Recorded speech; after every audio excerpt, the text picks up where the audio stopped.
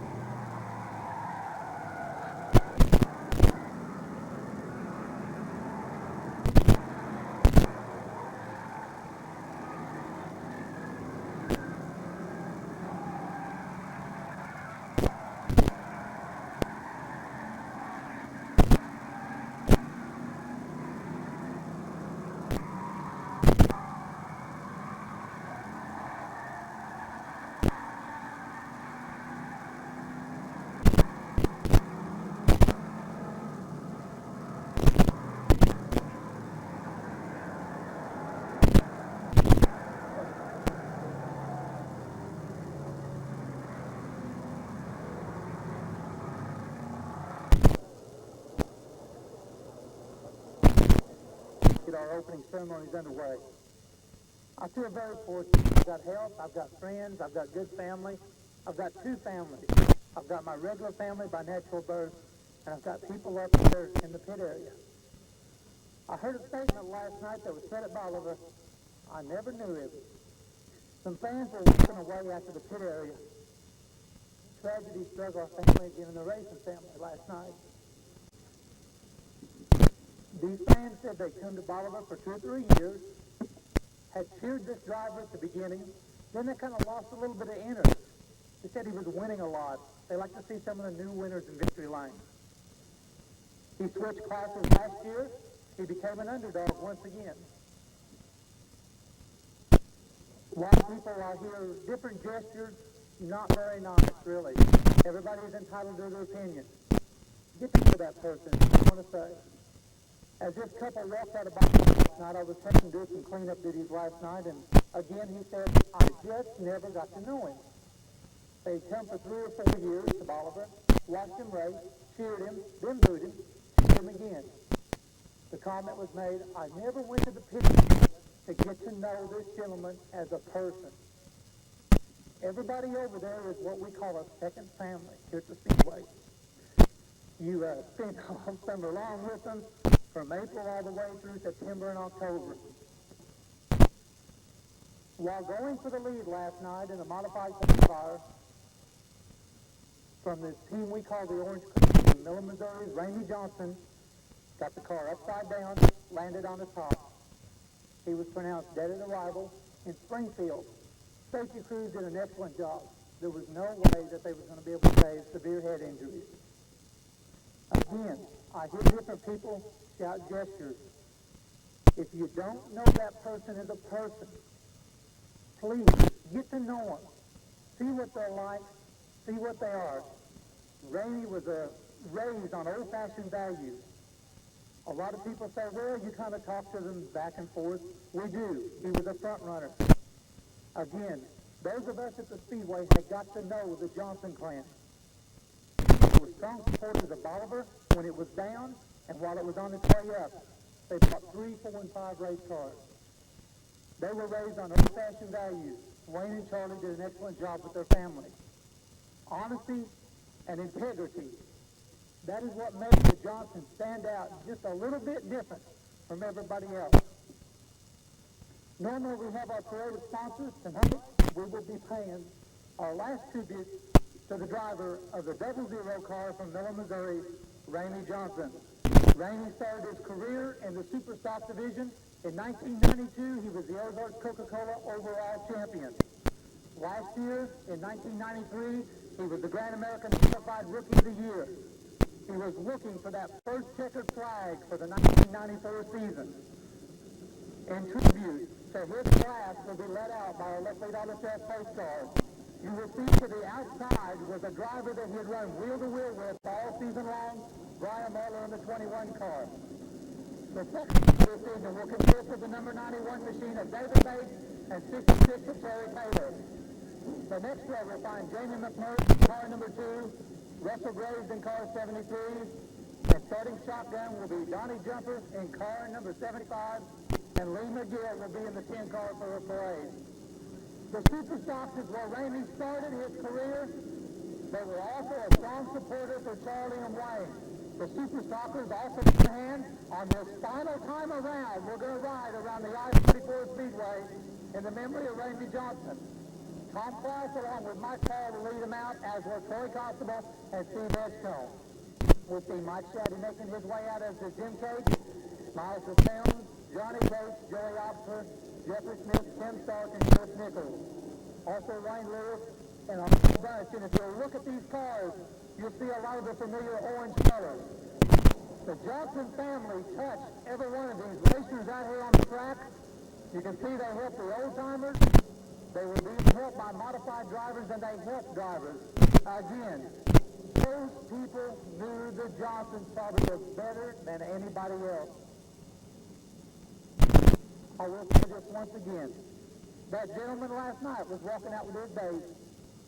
He knew the car had been destroyed. He knew Ramey was on his way to Springfield at the hospital. And the last words he said, I never got to quit.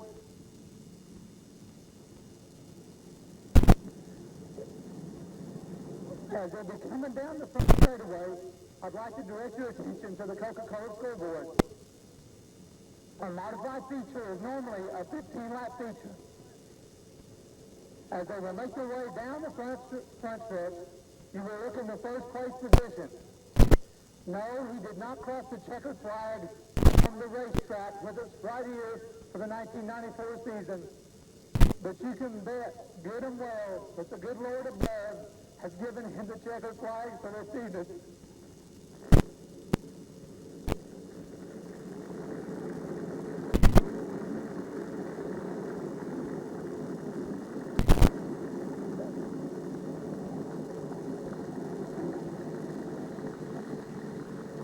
Ladies and gentlemen, if you would please stand and put a big round of applause for tonight's feature winner, the double car of Ramey Johnson.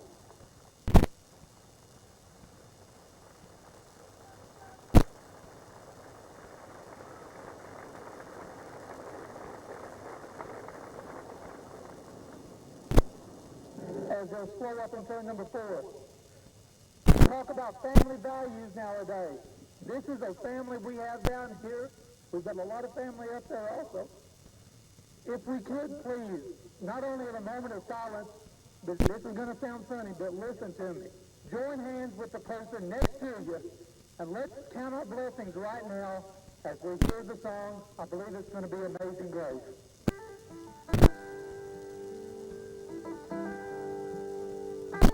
Amazing grace, how sweet the sound that saved her like me. I was lost, but now I'm found. I was blind, but now I see.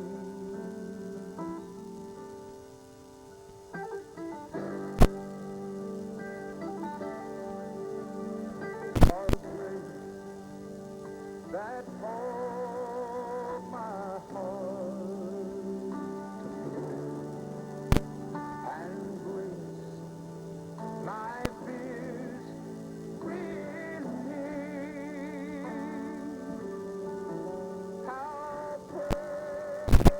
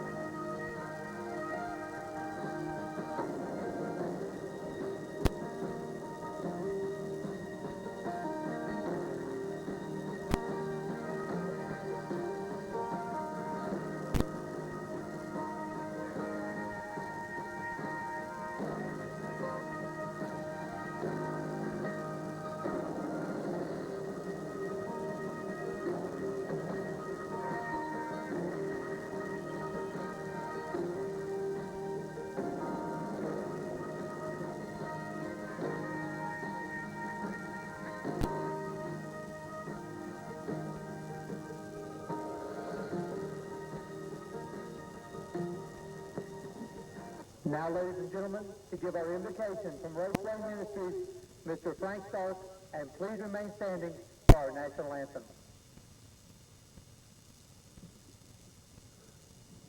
Tonight on this special occasion, continue to hold hands as you give your strength and support to the Ballard family as well as to the Johnson family and perhaps others who are going through this time of bereavement.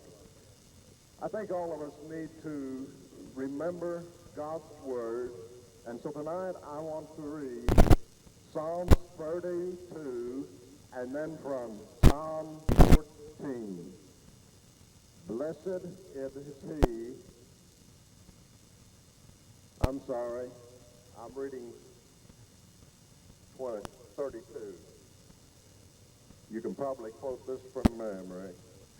The Lord is my shepherd, I shall not want. He maketh me to lie down in green pastures. He leadeth me beside the still waters. He restoreth my soul. He leadeth me in the paths of righteousness for his name's sake. Yea, though I walk through the valley of the shadow of death, I will fear no evil, for thou art with me. Thy rod and thy staff, they comfort me. Thou preparest a table before me in the presence of my enemies. Thou anointest my head with oil, my cup runneth over. Surely goodness and mercy shall follow me all the days of my life, and I will dwell in the house of the Lord forever. And then from John 14, let not your heart be troubled. You believe in God, believe also in me. In my Father's house are many mansions. If it were not so, I would have told you. I go to prepare a place for you, and if I go and prepare a place for you, I will come again and receive you unto myself, that where I am, there ye may also. And whither I go, you know, and the way you know. And Thomas saith unto him, Lord, we know not whither thou goest, and how can we know the way? Jesus said unto him, I am the way, the truth, and the life. No man cometh unto the Father but by me. And verse 27, peace I leave with you, my peace I give unto you. Not as the world giveth, give I unto you. Let not your heart be troubled, neither let it be afraid. Bow our heads as we go to the Lord in prayer. Our Father and God, as we bow in your presence tonight, Father, we are grateful that you have given to many of us the opportunity of knowing many great friends in the racing business. Father, we just ask tonight your richest blessings upon each family and upon each individual that's here tonight. And Father, we're reminded of your great love for us that will not let go even in a time like this. Father, we know that you are doing the same thing last night when your son died on the cross. You were loving us with an everlasting love that will not let go. Tonight we come to invoke your blessings upon tonight's activities. We pray for safety for everyone involved. And Father, thank you most of all that we know Jesus Christ as our personal Savior. For we ask it in the name of Jesus and for his sake. Amen.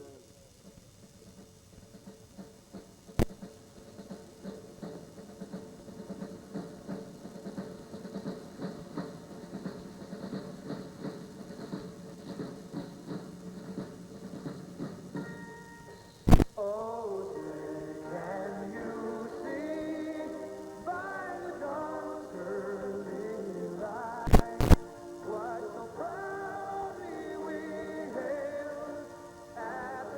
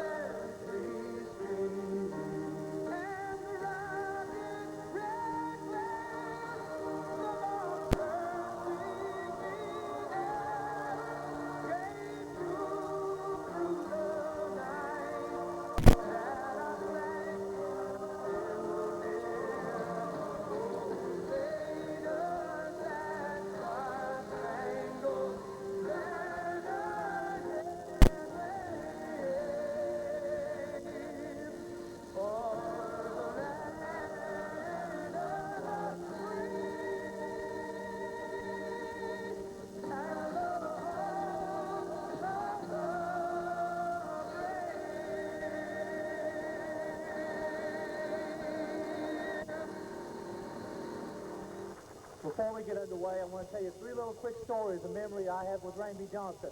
In 1990 at Bolivar, this curly-headed kid pulled in a big white bus, had a bomber car. Told me that afternoon, he said, I'm going to be a champion at your track one day. 1992, he was running for the championship. Had some sponsorship proposals. Grabbed me one night at Bolivar, threw me in the bus, literally threw me in the bus. Said, I got a sponsor that's going to be here. It's going to get me a championship. I need some help tonight. We talked about what he wanted to do, did it. Last year up at I-70 Speedway, we were up there viewing a race. You look down, he proudly wore that white and orange color. A lot of people say, real race fans don't wear orange. I'm going to tell you right now, they do wear orange.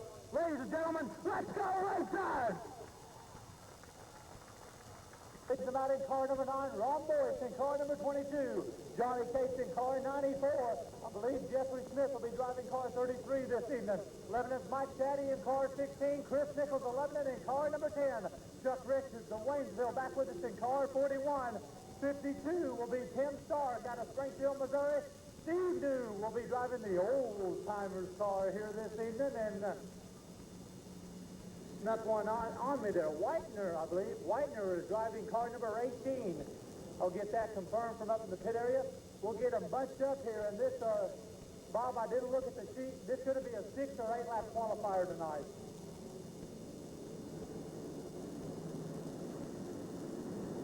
8 times around, Ronnie, for the first qualifier for the Super Stocks running on those restrictor plates. All right, top 6 will automatically make the inversion, and it'll be Walter Likert to set the pace for the race in car number 9. Ron Boyce to his outside in 22. Row 2, number 2, I believe, will be Cates in number 94. That's Johnny Cates out of the Bolivar Fairplay area, and Jeffrey Smith will be driving car 33. The third row, a couple of young Lebanon Chargers. That's Mike Shaddy at 16, Chris Nichols in car number 10. Stark Richards, Whitener, and Chris New in the Steve New in the old-timers car. Chris drove late models with us. The lights go off around the high bank of the Lebanon I-44 Speedway. Top 6 to automatically make the inversion. We will start all the Super Stalkers in the A feature here this evening. As the lights up, going to get them bunched up one more time here. Likert and Boyce, and looks like Smith going to try to get Likert to slow the pace up just a little bit.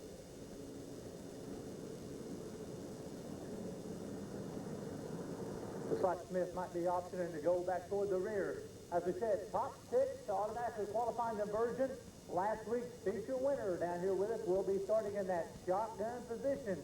And I believe that was Troy Constable, your track point leader. Here we go. The lights are off. Once again, we're going to look for the start. First event of the evening. Hang on to those ice cold coats as Walter Likert brings them in easy. Here they come, and Mr. Foreman says, let's go racing. 3 wide. They're going into turn number 1, but it's Walter Likert taking the early control. Ron Boyce now right on the outside, and here comes Shaddy and Cates. Also look at the battle between Stark and Nichols. Down side by side, they go through Calamity Corner. Now coming down for that important first lap, it's going to be Walter Likert to set the pace. Cates and Shaddy. Here comes Nichols now, sticking the nose of that number 10 car to the low side. Cates trailing a heavy puff of smoke, but it's Walter Likert setting the pace in car number 9. Lebanon's Mike Shaddy now dives to the inside lane. Here comes Ron Boyce in car 22, and Nichols now on the charge. 2 laps are down on the first Superstock qualifier, as now Steve New is on the move. Shaddy goes to the high groove. Nichols now trying to make his charge also, but it's Walter Likert still in control of that number 9 machine. Now Nichols and Shaddy, who started side by side, racing hard for the number 2 spot as they come down for lap number 3. Walter Likert still sets the pace. Nichols now looks to the inside. Shaddy getting way high in turn 2. Does a great job of bringing it out of the slide. And now up front, Chris Nichols, your new pace setter. Coming around turn number 4 now. Boyce makes the move to the number 2 spot. But watch the battle for 4th, 5th, and 6th. Drew, Cates, and Stalker on the move also now. Top 6 to automatically qualify. And now Chris Nichols of Lebanon, Missouri, setting up blistering pace for that number 10 car. as they come around that number 4 turn. It's all Nichols as they come roaring down the front stretch, but watch him start now. The second generation driver out of Springfield. He's trying to take over second spot from Walter Reichert. Now New is on the charge in the old timer's car. While it's all Chris Nichols. Watch the battle for second, third, fourth, fifth, and sixth. As they come roaring down the first fairway, 6 laps are down. Now New starting to feel racy. He dives to the inside of Walter Reichert. Stark looks to the outside lane, and now Chatty is also on the charge. 3 wide, they go for the number 2 spot, and here comes New. New in the old-timers car, sponsored by Ken Owen this evening, as the white flag comes out for Lebanon Chris Nichols. 1 more lap to go. New in the number 2 spot. Now the race for third and fourth between Chatty and Stark. Watch the battle for second, third, and fourth. But as he comes through Calamity Corner, the checker flag will come out for Lebanon, Missouri's Chris Nichols. Steve New comes roaring down for the number 2 spot. Chatty comes on third, Stark fourth, Whitener fifth, and as the fast dash heat now rolls out, Ron Myers will lead him out in car number 11. Jim Case out of the Fairplay Bolivar area in car number 91. We'll see Wayne Lewis in car 14 and Mike Paul to his outside in car number 4. The third row, the runner-up in the point standings. He won the Superstock feature last night at Speedway USA. Car number 42, Tom Klaus to his outside. Already with 1 victory this year in car number 65. You know him as the English gentleman, Steve Edgecombe. The next row will find your point leader, and the man that'll be starting shotgun in car number 97 out of Rollins, Roy Constable, to his outside, making his debut in the Superstock division in car number 44, Joey Oxford. And starting in the shotgun position tonight, in car number 17 from here in Lebanon, Missouri, Miles DeSalms. Miles DeSalms will be driving car number 17. The lights go off. Remember, Constable knows where he's going to start. That's in that shotgun spot of this big Superstock feature. The young Ron Myers 11 to lead the pace in car 11. Here they come. Keith Brooks them over, and we're going to go back to race in action. Oh, and watch Wayne Lewis. Lewis, fresh off of a third place finish last night over at Bolivar. He's on the charge, and watch Edgecombe. Meanwhile, Mike Paul and Jim Case are also on the move. Through Calamity Corner, Lewis down low, Myers up high, and Constable now making his charge on the outside lane. Wayne Lewis in that cameo corporate sponsor number 14 car. Now setting up left-stream pace. Myers running in second, and here comes your point leader, Constable. Troy Constable out of Rolla, Missouri on the charge in that number 97 Camaro as Case falls back to fourth. Roaring down the front straightaway, Wayne Lewis now holding about a 4-car length lead as they battle for position. Constable goes to the inside of Myers. Remember, it doesn't matter where he finishes in the heat. Constable starting dead last. Coming off that number 4 turn for lap number 3. Myers now hooking up with Constable as Constable starts to run down Springfield's Wayne Lewis. Lewis at Constable 1 and 2. Myers at third. Now watch the rookie driver Mike Paul. Lebanon's Mike Paul and Jim Case racing hard for the number 4 and 5 spots, while Edgecombe and Klaus are 6 and 7. Coming down the front straightaway. Constable using that familiar high grooving car number 97. And now the English gentleman on the move. But here comes Troy. Troy going to the inside of Lewis. Wheel to wheel. They rock it down by the wild side into Calamity Corner. We're getting ready to head for 5 laps down as Paul and Edgecombe now getting together a little bit. Both drivers hanging on as Constable now sets the pace. Constable and Lewis now nose to tail. Wayne Lewis, a familiar sight in victory lane. Now making a charge back on your track point leader. Back in third is Ron Myers, while Paul, Case, and Edgecombe fight it out. As Constable hits them down for lap number 6.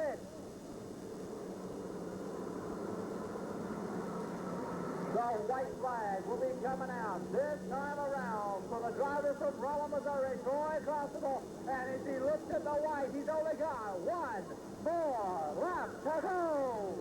Lewis back in the number 2 spot. Myers third now. Watch the battle for fourth between Mike Paul and Steve Edgecombe. Wheel to wheel, they go for that number 4 and 5 spot. Klaus 6, Case running 7.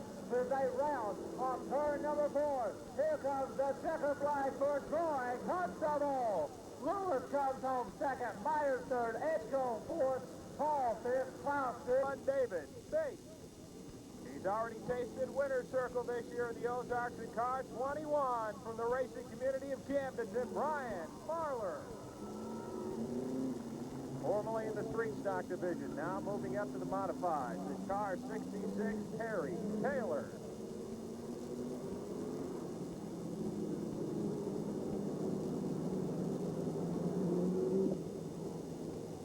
Ronnie, it looks like one of the cars won't be able to answer the bell for the first qualifier for the modified.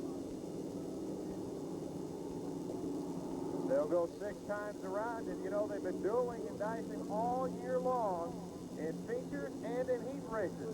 They're starting side by side. It's like the old-fashioned shootout with Brian Marler and David Bates and Terry Taylor, also the first qualifier for the Ozarks Open Wheel Thunder and Lightning as they head down the backstretch.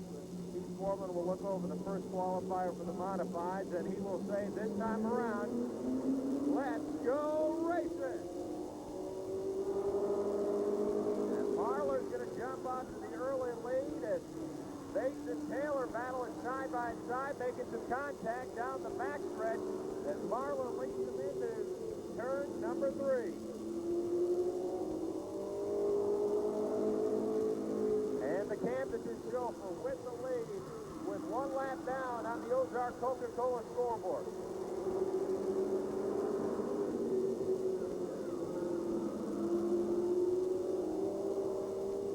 Brian Marler across the start-finish line with 2 laps down on the Ozark Coca-Cola scoreboard. Bates will look to the inside but can't find the running room. In the Calamity corner, this will be the 3rd lap. So 3 laps down, 3 laps remaining in the first qualifier for the modifieds with the fast car heat race set to come your way next. Marler and Bates, only a couple of car lengths separate the two, and there's Brian Kapika making it out of the pits a little bit late with 4 down and 2 laps remaining, and Kapika started to move forward at the track point standing. He's in the number 4 spot. Marler in the Calamity corner, and Keith Foreman will haul out that white flag for the first qualifier with 1 more lap to go.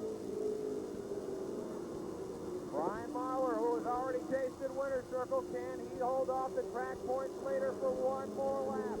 The Calamity corner for the final time. Turn 4 in the front stretch, and how about the checkered flag for Brian Marler?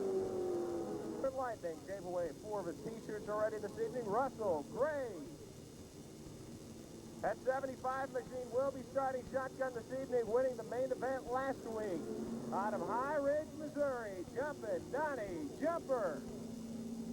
And the feature winner last night at Speedway USA, boy, he's done that more than a couple of times this year. The 18-year-old youngster turning some heads in the racing community, Jamie McMurray. And Keith Foreman will display the green flag, or will he? And we're missing 1. There we go. Normally, the number 10 machine is driven by Lee McGill, but a driver who has already been in Winter Circle once this year has had some back problems over the last week to 10 days, so he's going on the shelf for a little while, but behind the wheel out of the St. Louis area, Vince Throckmorton. Set to go 6 times around in the fast car qualifier for the modifieds, and the lights will go off this time around. The green flag will be in the air. Real quick, Bob, Lee McGill has a little bit of a back problem, so he's got Vinny Throckmorton in that RJ shoes number 10. Vinny did a good job over at Bolivar last night with that car. As the modifieds hit the backstretch, Graves and the High Ridge native, Donnie Jumper, McMurray, and Throckmorton. 6 times around in the fast car qualifier for the modified.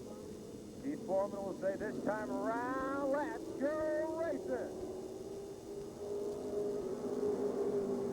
Graves and Jumper will battle it side by side. Graves taking the early lead down the backstretch, but here comes McMurray in car 2. In the Calamity corner for the first time, McMurray on the low side. Jumper in the number 3 spot, trying to move forward, and Graves and McMurray take her side by side into turn 1, and Jamie McMurray your new race leader. And here comes Jumper at 75, who won last week, and will be starting shotgun in the modified main. But it's McMurray starting to pull away a bit from Jumper as they head down the backstretch with 2 laps down on the Ozark Coca-Cola scoreboard on military night. In and out of turn 3 and down the front stretch. This is the midway point for the fast car qualifier. And Jumper starting to close in on the youngster from Joplin. But now Jumper bobbles and McMurray's able to extend that lead to about 3 to 4 car lengths. We'll have 4 laps down on the Ozark Coca-Cola scoreboard. 2 laps remaining. McMurray 1, Jumper 2, followed by Graves and Throckmorton. Keith Foreman will pull out the white flag this time around for the fast car qualifier with 1 more lap to go. Down the backstretch, only a couple of car lengths separate the two. McMurray and Donnie Jumper. The checkered flag coming out for last night's feature winner, Jamie McMurray. As Randy Besser comes out in car 24, Bolivar Jim Garrison in the 74 car. Dave Anderson of Lebanon in car number 4. Chris Perry in 41. Lebanon's Tim Jackson, who won one of those big money-paying events earlier this season in 65. Jim Gilbert in car number 6. Buffalo, Missouri, Sam Payne. He knows the fast way around the high banks of the I-44 Speedway in car number 49. Looking for Brian Isom and also for Bill Gillum as they have yet to make the call from Benito Johnson Service Center Goodyear side. Here comes the former 2-time track champion Bill Gillum, and Sullivan, Missouri's Brian Isom now following him up. And Bob, another great field of late model stocks on hand with us this evening as they get to go 30 times around. Extra laps, extra cash, and each feature winner gets a free steak dinner from Ashley May's Steak and Barbecue on East Highway 32.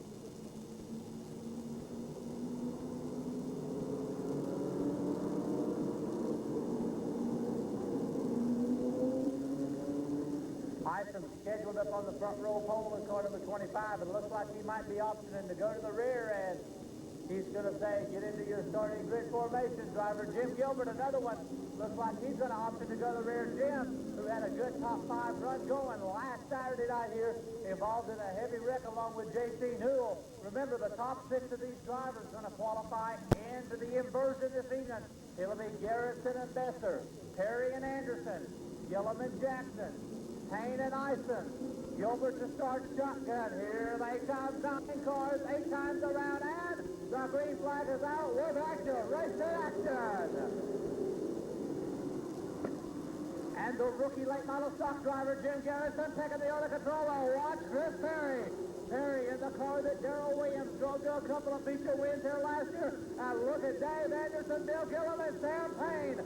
Bill Gillum now knows the very fast way on this 3/8-mile high bank asphalt oval. Perry gets his sideways, racing with Garrison for the number 1 spot. They go wheel to wheel into Calamity Corner. Perry down low, Garrison high. Now Gillum looking to run room as Anderson, Jackson, and Payne all fighting for position.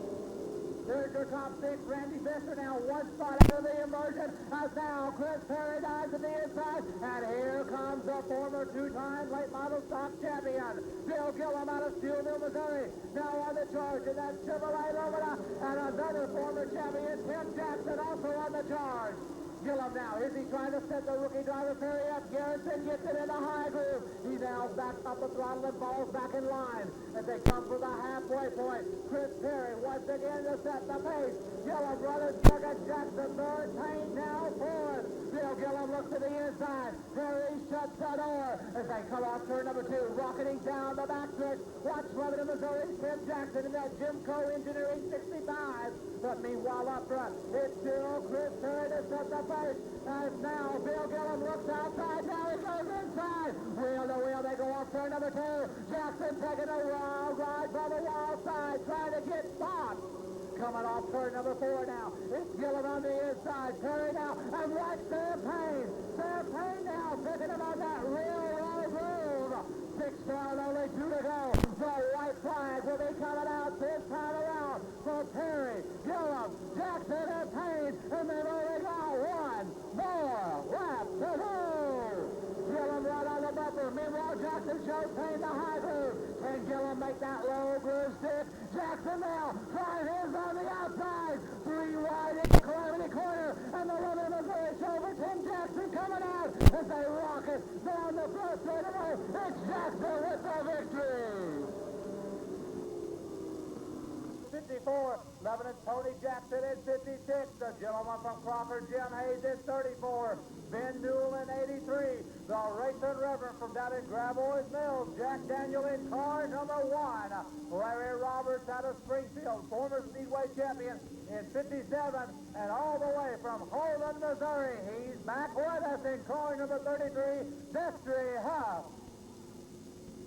And it looks like the driver that is second in the point standing, the gentle giant, J.C. Newell, not making the call for the fast dash heat. Remember, no points, but it's very important in the qualifying order here, as they'll be coming slowly. The lineup looks good at this time. Let's see if Mr. Foreman will be bunching them up. It'll be Chance and Lawrence, Hayes and Tony Jackson, Daniel and Newell, Robertson, Huff, your starting grid for the fast dash heat.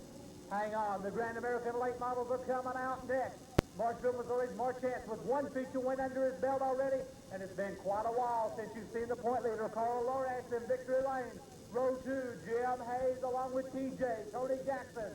Row 3 is the Reverend Jack Daniel. To his outside, Newell. The 4th row, Robertson Huff. Here they come, and the green flag is out, and we're going to go racing. And the Marshall, Missouri veteran Marchance takes the early command, but here comes Lawrence in car number 92. As they go 2 and 3 wide in the Calamity corner now, it's going to be Chance to set the pace in lap number 1 with Lawrence right on his bumper. Meanwhile, that 4th Thunderbird of Jim Hayes rocketing back in the number 3 spot, and the Reverend is on the move. Huff now trying to get into the top 6. Remember, it doesn't matter where Ben Newell finishes, he's starting last. Meanwhile, up front, Lawrence makes the dive to the inside. Chance now on that outside line as they rocket into turn number 1. Lawrence in control, but here comes Chance right back at him. Meanwhile, Daniel, Newell, Jackson, Hayes, and Roberts coming up quickly. Lawrence gets it sideways, and now Marchance takes over that number 1 spot as your early leader now. Carl Lawrence falls back to 3rd, or does he?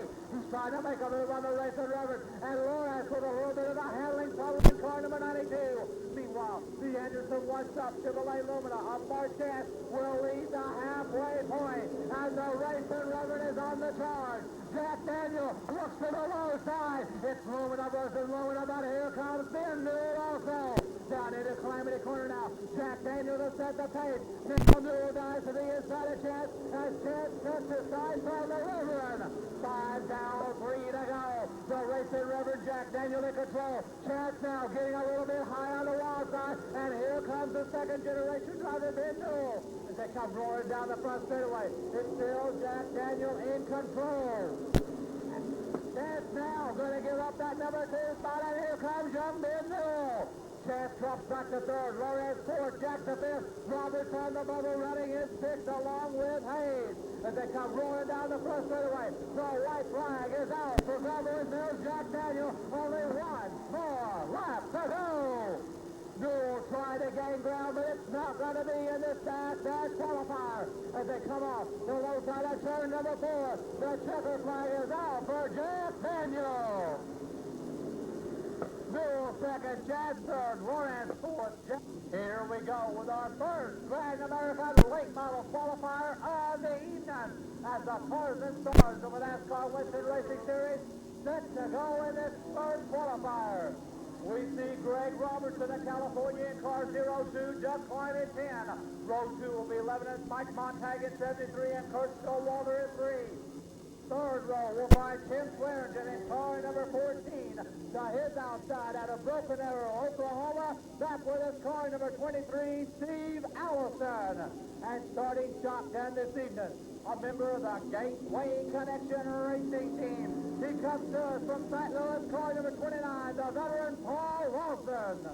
Peggy Wilson, please come to the tower. 7 cars. Only 6 will make the inversion. And the veteran dirt tracker, Greg Robertson out of California in that Camaro to set the pace with a Pontiac Klein to his outside. Here they come as the green wave of first late model qualifier is underway. Robertson now low, Klein on the outside. He walks Showalter and Montag also body for body of one Swearingen. As they round that number 4 turn, the Klein now to set the pace in that Hoffman Racing Engine number 10 car. Robertson is second now. Watch Mike Montag and Swearingen going to the inside of Coach Showalter. They rocket by the wild side at well over 110 miles an hour. Coming down to lap number 2. Klein just pace setter. Robertson right there in second. Montag now third. As a couple of the Gateway Connection racers, Showalter and Lawson fighting it out. Meanwhile up front, here comes Greg Robertson. Klein's got the corner speed. Robertson puts the hammer down in that curve engine number 02. He got 3 laps done off, and Robertson getting a little high as Montag now starts to make his charge.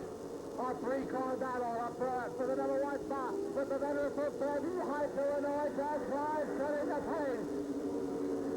Lebanon, Missouri chauffeur Mike Montag in that Chevrolet Beretta trying desperately to get around Greg Robertson, but it's not to be. As we get ready to go halfway home, it's Klein setting the pace. Robertson second, Montag third, Swearingen fourth, Showalter fifth, Lawson running sixth. As they rocket down by the wild side, Doug Klein in full control. Robertson with a little more corner speed now, going through Calamity Corner.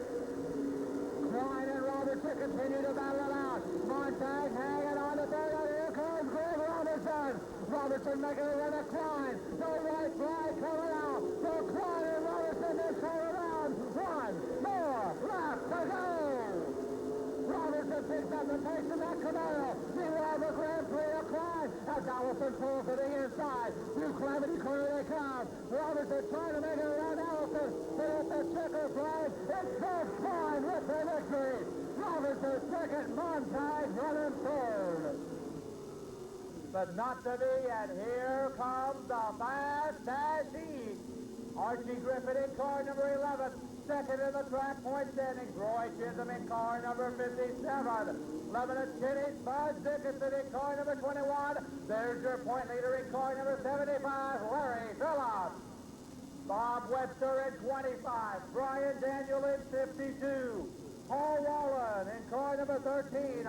Tony Roper, back with us out of Fair Grove, will be driving car number 30 here this evening.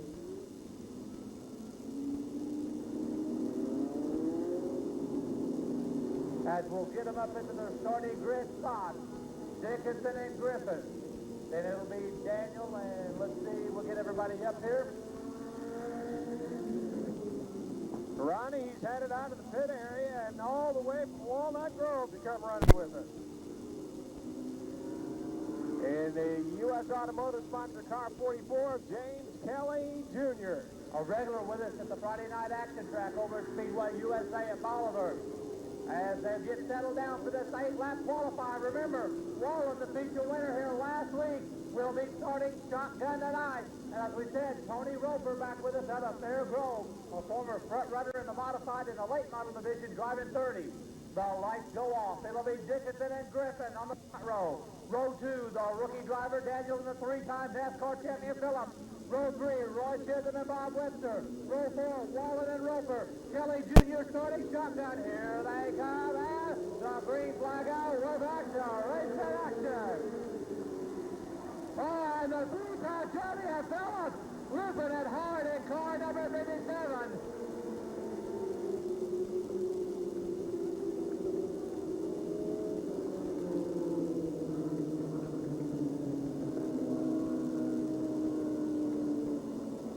Wild ride for the 3-time national champion in car 75. And without a lap down on the Ozark Coca-Cola scoreboard, that'll mean a side-by-side and nose-to-tail original restart. And crossing over from Phillips' former starting spot on back.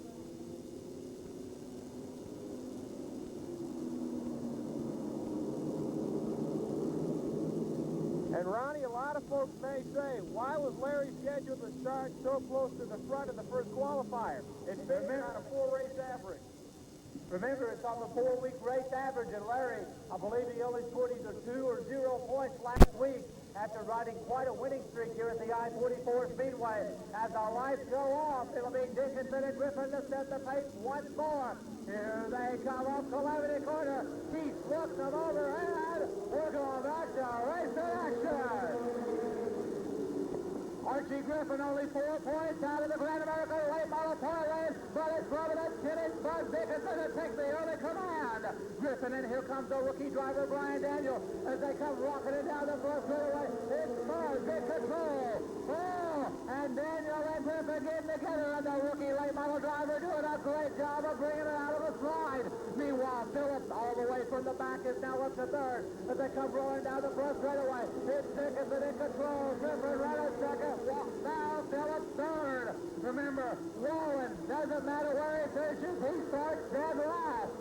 Coming off the number 4 turn. The 4th Thunderbird of Bud Dickinson to set the pace, but now Larry Phillips is in half pursuit.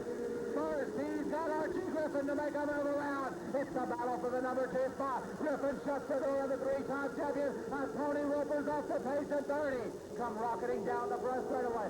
Bird's holding on. We've got 4 down, 4 to go. Webster and Brian Daniel now fighting for the number 4 spot. So watch this 3-car freight train up front. It's Dickinson, Griffin, and your point leader Phillips as they come roaring down the front straightaway. Bud Dickinson holding on with a pair of Larry Phillips auto sports cars on his bumper. Coming down by the wild side. Bud continues to hold on. Now Larry looks to the outside of Archie. The race down for the number 2 spot. Griffin looks to the inside. 6 down, only 2 remain. Griffin trying to make the pass down low. The Thunderbird versus Illumina as the white flag. Really coming out their side. Griffin low. Dickinson high. 1 more lap to go. Larry trying to highlight. Kenny holding the middle line. Over 110 miles an hour of sheer nerve and ability through Calamity Corner. Here comes Griffin on the inside. As they come rolling down the front straightaway, it's 5 Griffin victory.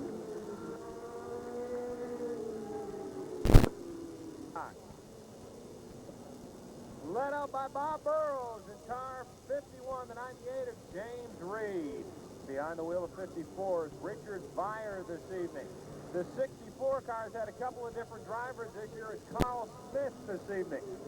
On hand in car 19, Daniel Weaver. Rick Oliver in 12, Teresa Holliday in 18, Mike Benson in 23, Terry Holtkamp in 2, Jason Woods in 92. And the 17 of Brad Phillips with the lights off. Burrows to set a slow, methodic hourglass pace. They're side by side. They're nose to tail. They're down the front stretch. Keith Foreman, what do you say? Let's go racing! Boy, you got that sundial on them as they head into turn 1. And the 98 machinist James Reed takes the latest Phillips, loops it and spins the tires between 1 and 2. Reed the leader. Benson, a hard charger at 23. Holtkamp also spins off Calamity Corner. And boy, Benson and Oliver getting together. Holtkamp is stalled. The caution light comes on. Caution is out, and Holtkamp will fire up that number 2 machine.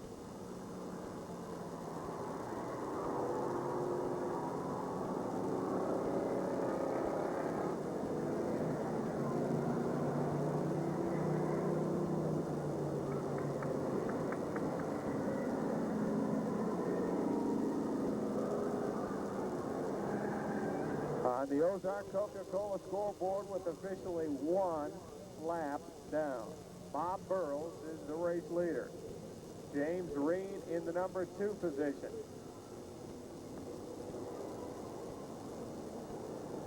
One lap down. 5 laps remaining. Fast car qualifier for the bomb squad in the staging area and during intermission. The K-State Cruisers will be on hand with us, along with Sam Car Club. They're going to be heading around the track, showing you some real horsepower.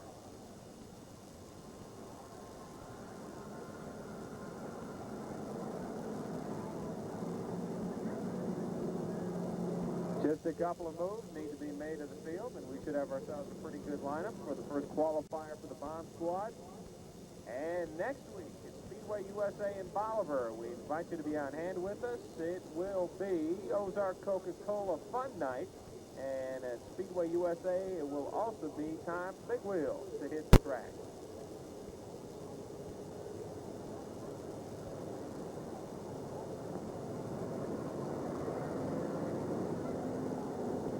Burroughs, your race leader. And it looks like we are going to have ourselves a pretty good lineup. Keith Foreman will go ahead and turn the lights off. Keith Foreman, the Ozarks #1 flagman, still looking for his nightly fill of Chauncey's ice cream. As the field heads down the backstretch, the race leader in 51 is Burroughs. Glued on his bumper is James Reed, followed by Daniel Weaver and Jason Wood. In the Calamity Corner they go. 1 down, 5 remaining for the Bomb Squad, and let's go racing. Burroughs the lead, and now Weaver looks to the inside as Reed takes the high line in a side-by-side battle for second. Wood down the back stretch as well, moves by Weaver and up to the #3 spot. Now challenging Reed for second. But down the front stretch, it's Bob Burroughs. In car 51, your leader, Woods, is up to the #2 spot. Weaver now challenging Reed for third. Jason Woods at 92, looking at the high line, down the backstretch, trying to move by Burroughs. Slams the accelerator to the floor. We've got 3 laps down. 3 laps remaining on the Ozark Coca-Cola scoreboard. And this is a side-by-side sheet metal exchanging battle for the top spot. Woods and Burroughs and Jason Woods at 92. Oh, my! How about a little contact? Will the green light remain on? It will indeed. And Terry Holtkamp in car 2 now challenging. As Phillips loops it again, the caution comes on. And we've got cars all over the place.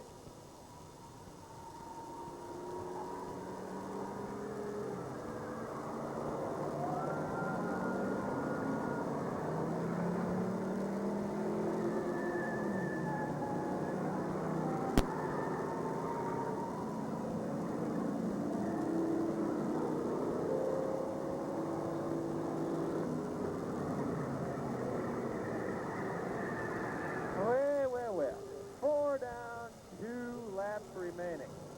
Some wild and wacky stuff from the Bomb Squad. Terry Holtkamp, your race leader. Daniel Weaver in the #2 position. We've got ourselves a good lineup.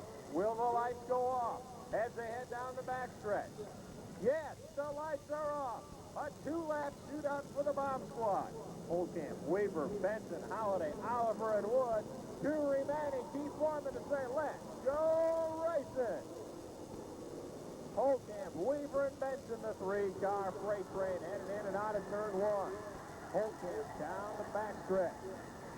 And Benson challenging Weaver on the high side as Oliver gets well above the white line in a battle for the #5 spot. The white flag is coming out with 1 more lap to go. First qualifier for the Bomb Squad. And Holtkamp really trying to extend that lead. Benson and Weaver dueling for the #2 spot. But it's Terry Holtkamp in car 2. Headed down the front stretch and taking tonight's checkered flag. Terry Holtkamp bring him home for second as Oliver gets her sideways. And Weaver gets collected as well. Benson officially comes home second as Weaver goes agriculture racing.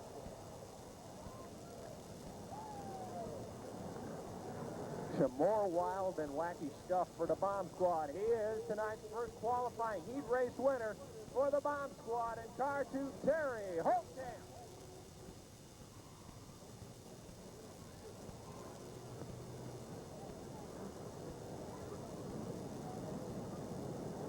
Cale Rodden in car 65, and Jeff Richardson, the defending Speedway USA track champion in 97.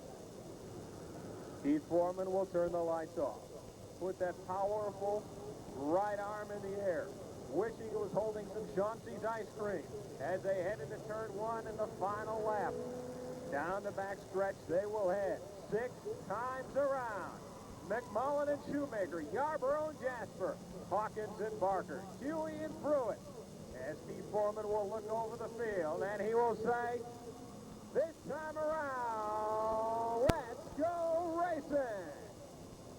And Shoemaker out to the early lead as Yarborough dials the inside of McMullen. They go 3 deep, headed into turn 2. All kinds of contact with Jasper and McMullen. They're down the back stretch, 4 deep at one point. 3 wide in Calamity Corner with Richardson below the white line. But as Yarborough in car 1, your race leader. Shoemaker up to the number 2 spot. And Jasper on the high side goes from near the front to the rear of the field as Yarborough takes the lead. But it's Barker and Hawkins dueling for the number 2 spot. They to get in the top 6 to get your point average and use it for the inversion. Yarborough down the backstretch, your race leader. Barker in the number 2 spot, but here comes Hawkins. Al Yarborough, who will start shotgun this evening after getting the feature win last week, heads across the start-finish line with 3 down as Jasper again gets her loose at 93. Yarborough 1, Barker 2, Hawkins to the high side. Now they start to bunch up down the backstretch. Yarborough, Barker, here comes Gary Gloucester. This is only his second night at the I-44 Speedway in that car after having won total 3 weeks ago. Yarborough, your leader with 4 down, 2 remaining. Barker will look to the inside in turn 1. And Rick Barker in car number 5, side by side with oh my! How about a whole lot of contact? Yarborough and Barker down the front straightaway. The white flag is out with 1 more lap to go. Barker and Yarborough. And Rick Barker in car 5, your new race leader. Barker, Gary Gloucester up to the number 2 spot. Down the front stretch to take the checkered flag. Bring them home. It will go to Rick Barker. Gloucester comes home second.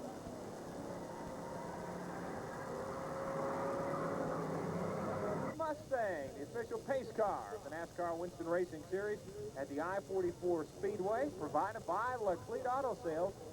And the first car to hit the track this evening is an 86 Buick Grand National.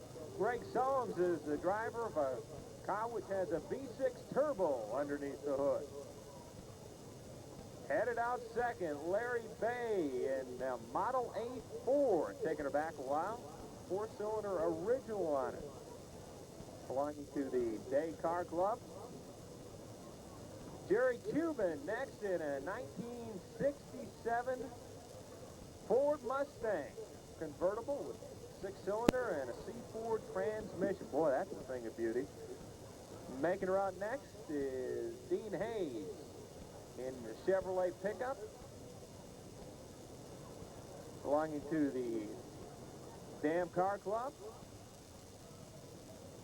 Will and Shirley Graneman in a 1966 Plymouth Barracuda.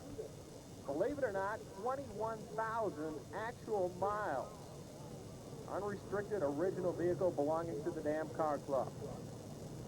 Tom Toller next in a 1969 Pontiac. Believe it or not, he's the original owner. 200,000 miles. I'd like to get that on my car. Ron and Pat Thurston in a 69 Chevy Caprice with a big block 396 high-rise, also belonging to the Dam Car Club. Sam Kimbrough in a 1948 Chevrolet pickup belonging to the Cave State Cruisers, also making the way out onto the track. They've come to us some 24, 25 strong this evening, representing those two fine organizations. Rick and Dawn Davis in a 1937 Chevrolet PKU with a V8 underneath the hood, belonging to the K-State Cruisers.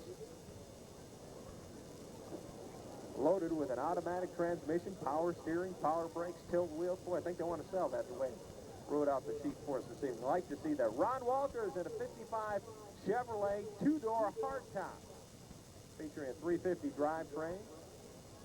Also belonging to the K-State Cruisers as they make their way around the track. Bobby Miller in a 19, I believe that's 59 Chevrolet Impala, also with a big block and belonging to the K-State Cruisers. Howard Slauson, this will take you back a while, a 1935 Ford Coupe with a Donovan engine and also affiliated with the K-State Cruisers. Jeff and Janice Perrine in a 37 Plymouth sedan with a 350 drivetrain and a Mustang front end on it. Chris Biegler in a 1969 Chevrolet Camaro with a 327C and also belonging to the K-State Cruisers. Street stocks to the staging area. Your attention in the pit. Street stocks to the staging area immediately. Aaron Franklin in a 1952 Chevy Fastback with a 350 turbo helping to power that machine. Buddy and Cheryl Wood in a 1958 Chevrolet Escape with V6 and a 3-speed. Only 58,000 miles of the car, taking you back to 1958. Paul and Bonnie Berry in a 1936 Plymouth sedan. Their little information sheet we're talking about here, they wrote, "It runs," belonging to the K-State Cruisers. Danny Clank in a 1938 Chevrolet four-door sedan with a Nova subframe. Dave and Lori, don't call me Michael Jordan, in a 1977 Chevrolet Monte Carlo.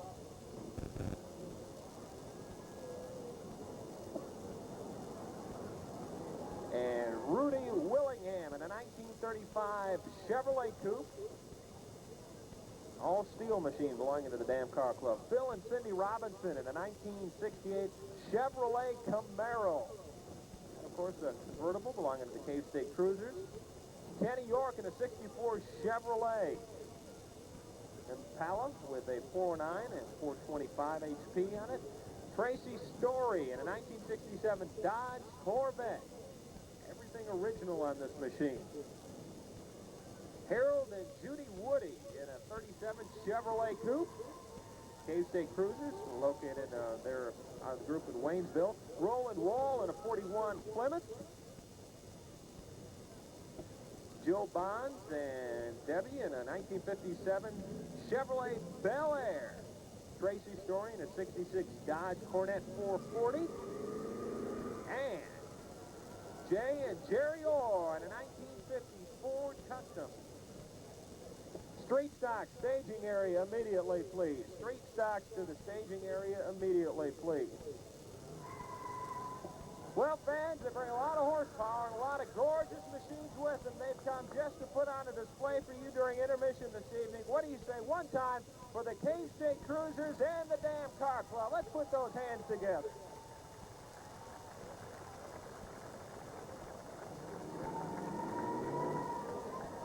And, of course, those K-State Cruisers are coming off a big car show last month. If you want to check them out again, you can do so the second Saturday of each month in Rolla at the Walmart parking lot, where they will get together. Coming up on August the 20th and 21st, at School of the Osage in Osage Beach. Yeah, they got some friends on the wild side. The 6th annual Cruise to the Lake, featuring the Dam Car Club. That will be August.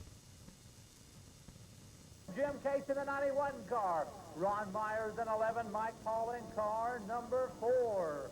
Steve Edgecombe in 65. Wayne Lewis in 14. Jody Whiten in car number 18. A brand new driver with us. Looked good in the qualifying heat. Tom Klaus in 42. Steve New in car 01, the old-timers car. Miles DeSelms in car 17. Chuck Richards in 41. Johnny Case in 94. Ron Boyce in 22. Chris Nichols in car number 10. Andy Jenkins makes it out in car number 59. I believe Jeffrey Smith is driving car number 33. Here comes your point leader, Troy Constable in car 97, Joey Oxford in car number 44. And it looks like Walter Likert and Mike Shaddy not going to make the call for the starting grid. And Bob, I tell you what, another star-studded field for the Super Stalkers here tonight.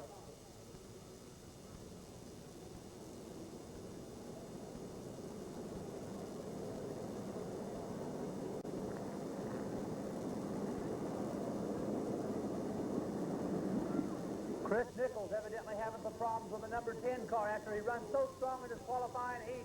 The lineup looks good right now. Mike Shaddy, who also run good out of the action, as is Walter Likert.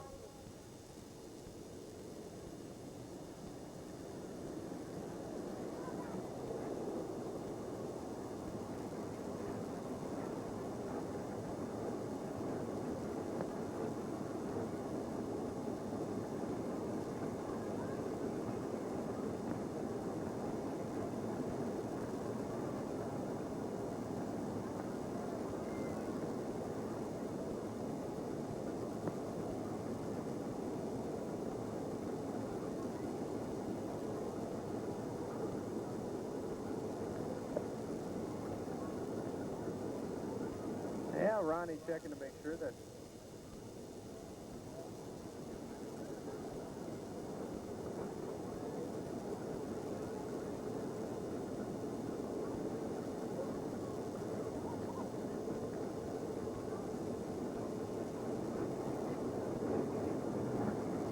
Ronnie, among the other fine folks that are helping to make the racing competition possible, Jay Davis from Johnson Conoco is also on hand with us this evening.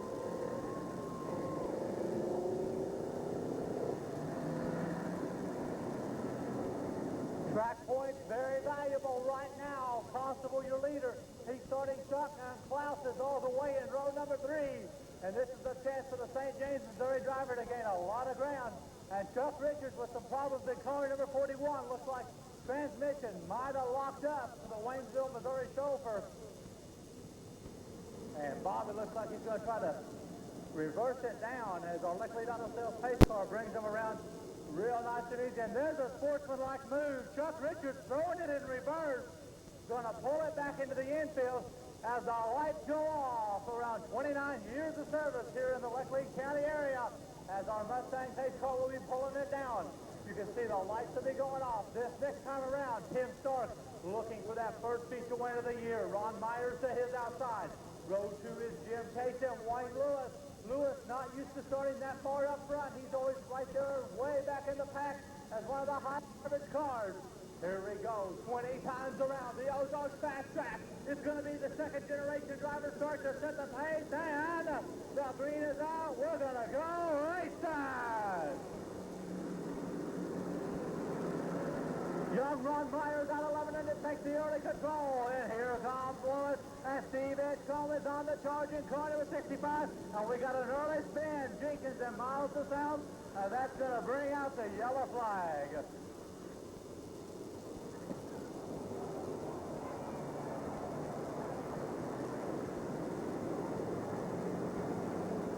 Oh, and Mike Paul, the young Charger from Lebanon. And that Paul's Auto and Truck Repair number 4 sounded like the tire might have blown out. And Bob looks like he's going to have to duck into the pit area. Going to take the high line and head back to the pit. Cars all over the track without a lap officially being down on the Ozark Coca-Cola scoreboard as Mike Paul does go to the pit to car 4. Ronnie, we talk about all the fine merchant sponsors that help make the racing competition possible. The board sponsors as well aboard with us, including good friends at KCLQ 107.9, Randy Angst, and the folks at Bailey's TV Radio Shack in Lebanon and St. Robert. Talking about Safe Buy used cars at Fleet Auto Sales. Willard Huff and his organization will set you up with a car, a truck, what have you. They'll even talk racing with you. The Ozark Coca-Cola and Dr. Pepper Bottling Company is aboard. John Sellers and his gang, along with Central Bank of Lebanon and Conway, will provide you with the ATM service. Big Daddy's Family Restaurant, along with American Auto Supply. Shoney's is aboard. first Hoosier, the official racing slick of the NASCAR Winston Racing Series here at the I-44 Speedway. Miller Genuine Draft, the distributorship located in Rolla. Lindsay Chevrolet. Country Kitchen is also aboard with us, and we're going to slow them down, make sure we got everyone lined up properly, because when you lose cars without a lap being down, you have to crisscross the field from that point on back.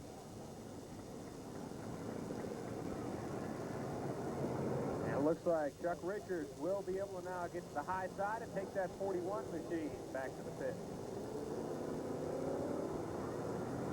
Looks like we've got a good lineup, and Ronnie, you know what? We may have time to get the lights off this time around. We'll see if Keith will be shutting the lights off this time. Nope. As they enter Calamity Corner, they know that they're going to get one more time. Stark and Myers, Case and Lewis, Klaus along with Edgecombe, new in the old-timers car. Jody Whitener, our new driver out of the Springfield, Missouri area. Beautiful number 18 machine. Then we see Johnny Case and Ron Boyd. Troy Constable, your point leader. Nichols optioning to go the rear. Here we go. This will be a 20-lap event.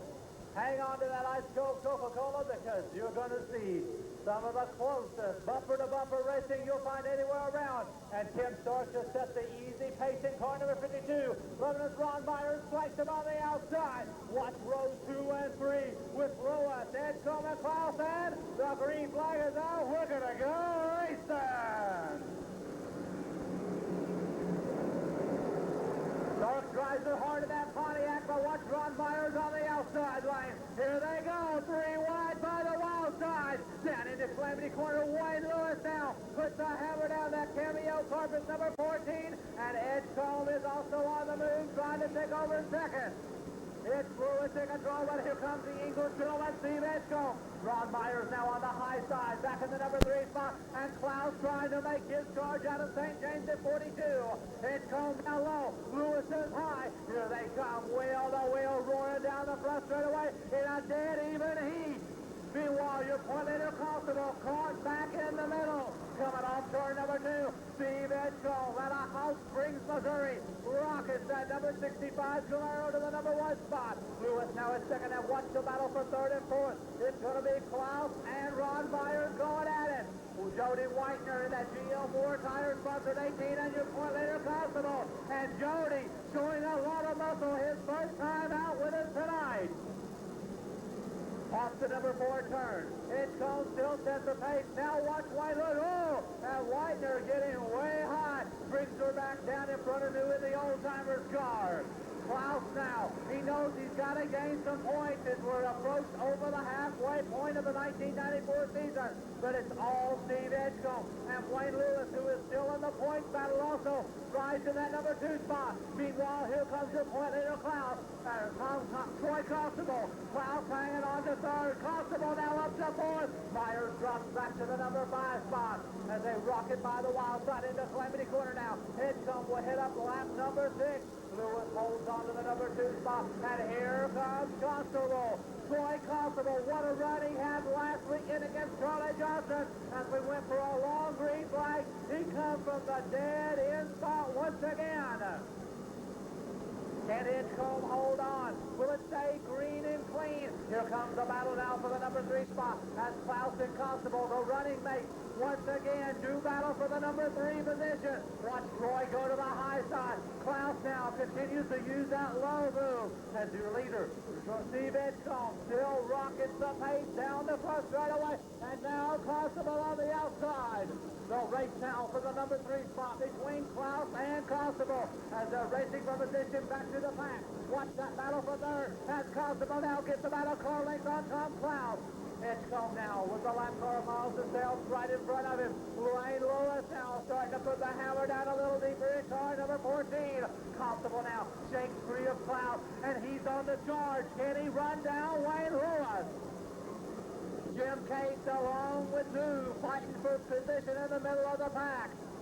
As your leader Edgecombe once again comes roaring down the front straightaway now. Lewis is starting to close up that gap. 10 down, 10 to go in a nice super stock A feature, and now Lewis and Constable are on the move. Myers holds on to 5th. Jody hangs on to 6th. New 7th. Case 8th. As they come roaring down the front straightaway for lap number 11. Edgecomb's lead is getting short-lived. Lewis and Constable has cut it down about 2 car lengths a lap. And now Constable gaining on Wayne Lewis.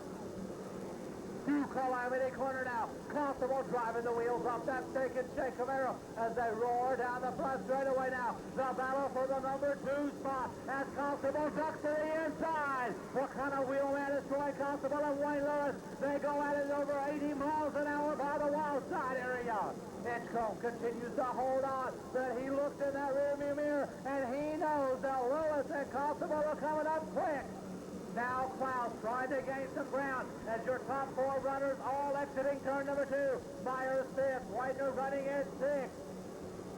Through Calamity Corner, Edgecombe now with the lap car of Johnny Cates in front, and Constable down low. It's Lewis on the high side, and Troy Constable now sets his side tires to leader Steve Edgecombe. Down by the wild side once again is Edgecombe running out of tires. And no, we got a crash down here in turn number 4. Joey Oxford and Jim Cates getting together. And with 14 down, we see our first yellow flag of the evening. 14 down, Ronnie, on your Ozark Coca-Cola scoreboard, down to a 6-lap shootout for the Super Stocks. The English gentleman out of House Springs, Steve Edgecombe, had started to put a little distance between himself and Wayne Lewis, but Troy Constable moved by Lewis and up to the number 2 spot, so he was the one who was going to have to try and haul in the House Springs native.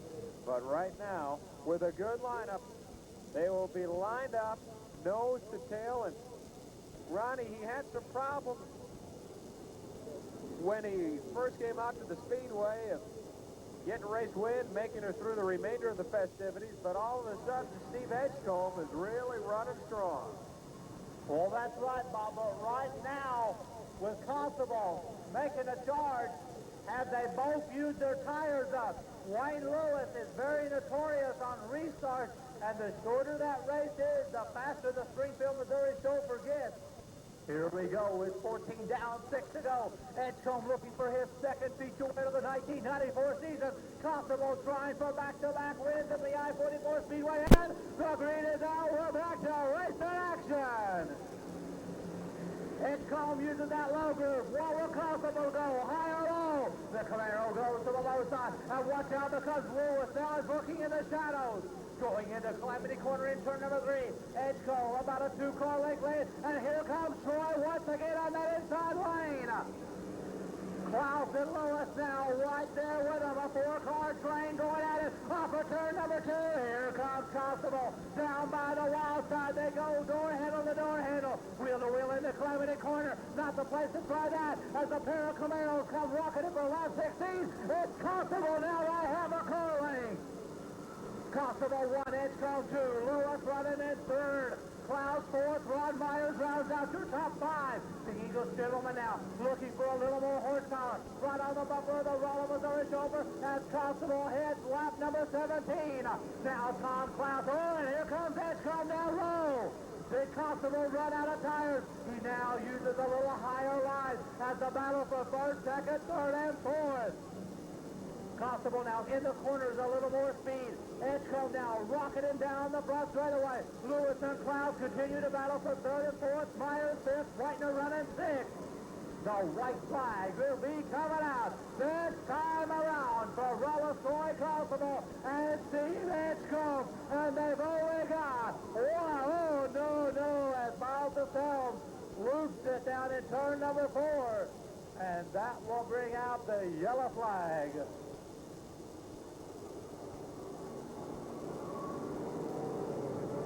So 18 down. In other words, we're down to a 2-lap shootout. Troy Constable will have to try and hold off the charges of the English gentleman. Wayne Lewis, Tom Buss, and Ron Myers has another strong run going. Modifieds will hit the track next, then extra laps, extra cash for the late model stocks. The Grand American late models, and then hitting the track last, the Bomb Squad.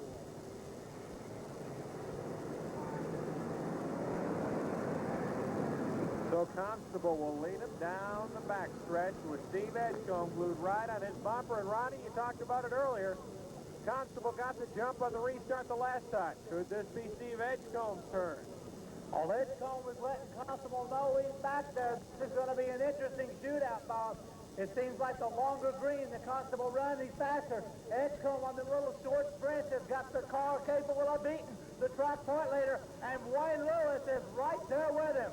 Should one bobble take both of those drivers, Lewis is sitting in the shotgun spot to come from third to first along with Klaus, and a great run for Lebanon's Ron Meyer in car number 11 as they get ready to gear up for the start. It's a two-lap shootout. Oh, and Constable with a great job as the green comes back out. We're going to go race time. Constable once again now by 3 colleagues of Edgecombe. Off of turn number 2, starting to make his run. Lewis holds on to third, Klaus running in fourth. The white flag coming out. This time around for Constable of Edgecombe. Only 1 more lap to go. Jim Case making a great run from deep in the back of the pack. Constable gets high. Here comes Edgecombe making the run down low in the calamity corner. Edgecombe on the low side. Constable on the high side as they come powering down the front straightaway. It's Constable with the victory. Edgecombe second, Lewis third, Klaus fourth, and Ron Myers with his best run of the year running in fifth. Hoosier Racing slicks for next Saturday night. Well, he's in winner's circle. He's your points leader. He's going to take the helmet off, unstrap the safety harnesses, drop that window net, and climb out. Bring him out, Troy Constable. What are you trying to do, give this old man a heart attack? No, I was doing a big donut for the double donut. He was a great racer, and I was glad to know him. That's a great compliment to him. A lot of people did the Polish victory lap. First of all, Ashley May's got another steak dinner for you. You used them other ones yet? Oh, you bet. They got great food. Great food. What's this deal? For sale sign on this Camaro. Point leader, and I know a lot of people are probably looking at that, but what's the deal now? Yeah, I really hate to sell it because I really am attached to this car, but I'm wanting to move up to a modified or maybe possibly a sportsman. Well, let's talk about the people that helped get you here. First of all, who helped you over there in the pit area? Because you can't do it without those people. No, I have a great crew down in the pits. I have Mike Stiles, Kyle Pinkston, and Warren Harris helping me, and they do a great job every week. What about the sponsors? A lot of them out of Raleigh, and I know you've been knocking on a few doors down here trying to get a little extra sponsorship. Yeah, I have, and I forgot one last time I won. I want to point it out. It's Fairground Chevrolet in Raleigh. I have Martin Electric, Steak and Shake, Illusions, Miller Doors, Flash Designs, Jimmy's Deli and Pub, and Steve's Catering, and I really appreciate them. What about it? You ready to go down the tech barn? Oh, you bet. Ladies and gentlemen, let's send him back to the tech barn with a big victory applause. Ladies and gentlemen, your point leader in the night. Modified A feature. Led out by the Camden chauffeur. The Samco-sponsored car, 21, Brian Marler. The track points later. He has dominated the wing column at Bolivar and at Lebanon, but only has a slim points lead in car 91, David Bates. The feature winner last night at Bolivar Speedway, USA. He's gotten some valuable windshield time in a late model back behind a modified. Looking to make it a weekend sweep. Welcome, Jamie McMurray.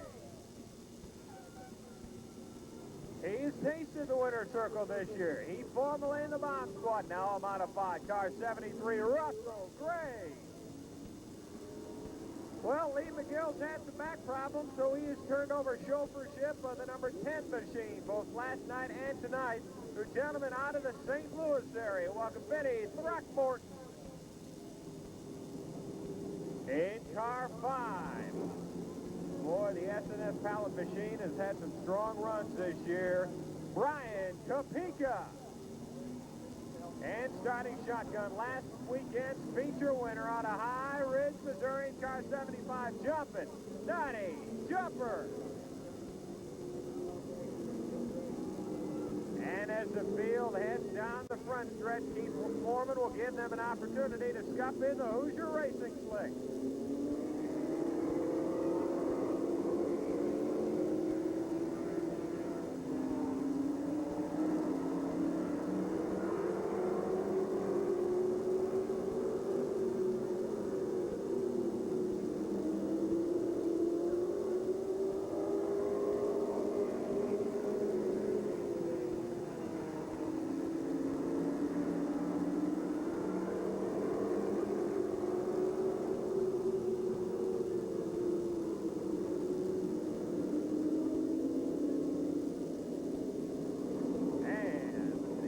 Caution flag will come out. We'll get them lined up side by side and nose to tail. Ronnie, if you try and put things in some kind of orders following, one thing happens one week, another the next. 2 weeks ago, Brian Marler won the feature. He's from Camdenton. Late model stock feature last week went to Bendel from Camdenton. What's going to happen tonight as Marler leads the field out of Calamity Corner 15 times around. Let's go racing. Marler leads the pack into turn one. Terry Taylor to the inside of David Bates as they streak down the backstretch. McMurray's fourth raise in the number 5 spot. The front stretch for the first time. One down, 14 remaining as Marler leading Bates. Taylor running third. McMurray, last night's feature winner, is fourth. Kapika now up to the number 5 spot. But it's Marler in car 21. Bates, the track points leader, right on his bumper. Down the front stretch with 2 laps down. Marler, Bates, Taylor, McMurray, and Kapika. Bates in the Dirt Works car, the track points leader, only 26 ahead of the youngster from Camdenton. As they head down the front straightaway, we'll have 3 down. 12 laps remaining for the modified. As Marler and Bates start to pull away. Marler giving the high line of contact with McMurray and Taylor. As Marler sets his sights on the front stretch, Bates now looks to the inside. In a battle for the lead, it's Marler 1, Bates 2, then Taylor, McMurray, and Kapika. McMurray challenging Taylor to the inside in a battle for third. Going 15 times around for the ground-pounding thunder and lightning as Marler heads across the start-finish line with 5 down. Bates to the high side, down the backstretch in a battle for the lead, but unable to pull off the pass this time around. Taylor still runs third, McMurray fourth, and Kapika fifth. 6 down, 9 laps remaining for the modified. Late model stocks with extra laps coming up next. Bates to the high side. Taylor sees an opening and takes it to the inside. McMurray making it 3 wide. Marler may be able to use this and start to pull away a bit as Taylor slides all the way from fourth to second. Bates has been unable to make that high line work down the backstretch this evening, but he stays third. McMurray is fourth. Jumper now fifth. We'll have 8 down, past the halfway point of the modified A feature. Marler 1, Terry Taylor up to the number 2 position, being challenged by Bates.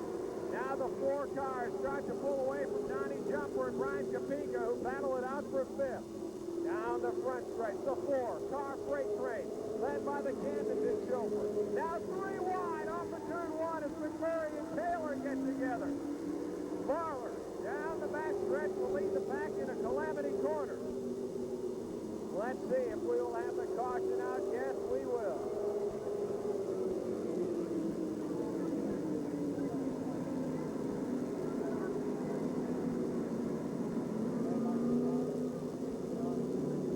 On the Ozark Coca-Cola scoreboard, 9 laps are down, 6 laps remaining. He is looking to lead and win this flag to flag. Brian Marler leads the track points leader, but now only by less than half a car length. It'll be Marler 1, Bates 2, McMurray last night's winner in third, Jumper, and then Brian Kapika as Taylor gets that 66 machine fired up.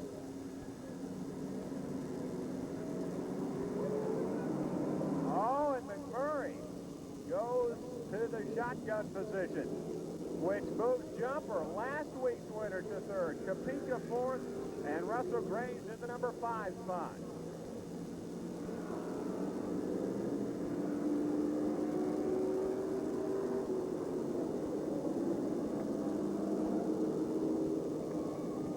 Well, the question is, will this Camdenton tradition continue with at least one Camdenton driver winning each night? That's what's happened the last 2 weeks. The lineup good, the lights go off. 9 down, 6 laps remaining. Marler 1, Bates 2, Jumper 3, Kapika 4th, Graves 5th, followed by Throckmorton, Taylor, and McMurray. Let's see, let's go racing! Great check on the restart as Marler takes the lead into turn number 2. Bates tried the inside, couldn't find any room. Looked to the high side, but now sees Jumper on his inside. We'll have 10 down. This time around, as Bates and Jumper side by side for second. Marler using that now to open up a 3-car length advantage as Donnie Jumper moves up to the number 2 spot. Kapika also trying the inside of Bates, but can't find the running room. We'll have 11 down, and sideways is Jumper. 11 down, 4 laps remaining on the Ozark Coca-Cola scoreboard. Donnie Jumper trying to go from shotgun to the winner's circle. He's up to the number 2 spot. Really taking her in deep in turn 3. He's right on the bumper of the Camden chauffeur. 12 down, 3 laps remaining on the Ozark Coca-Cola scoreboard. Jumper again to the low side, but can't find the room. Bates third, followed by Kapika and Taylor. We'll have 13 down as Throckmorton loops the number 10 machine. He'll take her below the white line as Jumper looks to the inside of Marler, and it looks like the caution will come out.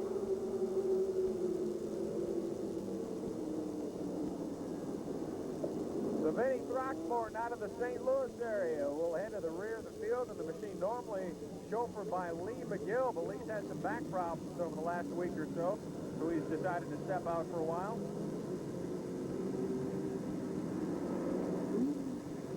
Becky Starms, please come to the tower, please. Becky Starms, please come to the tower.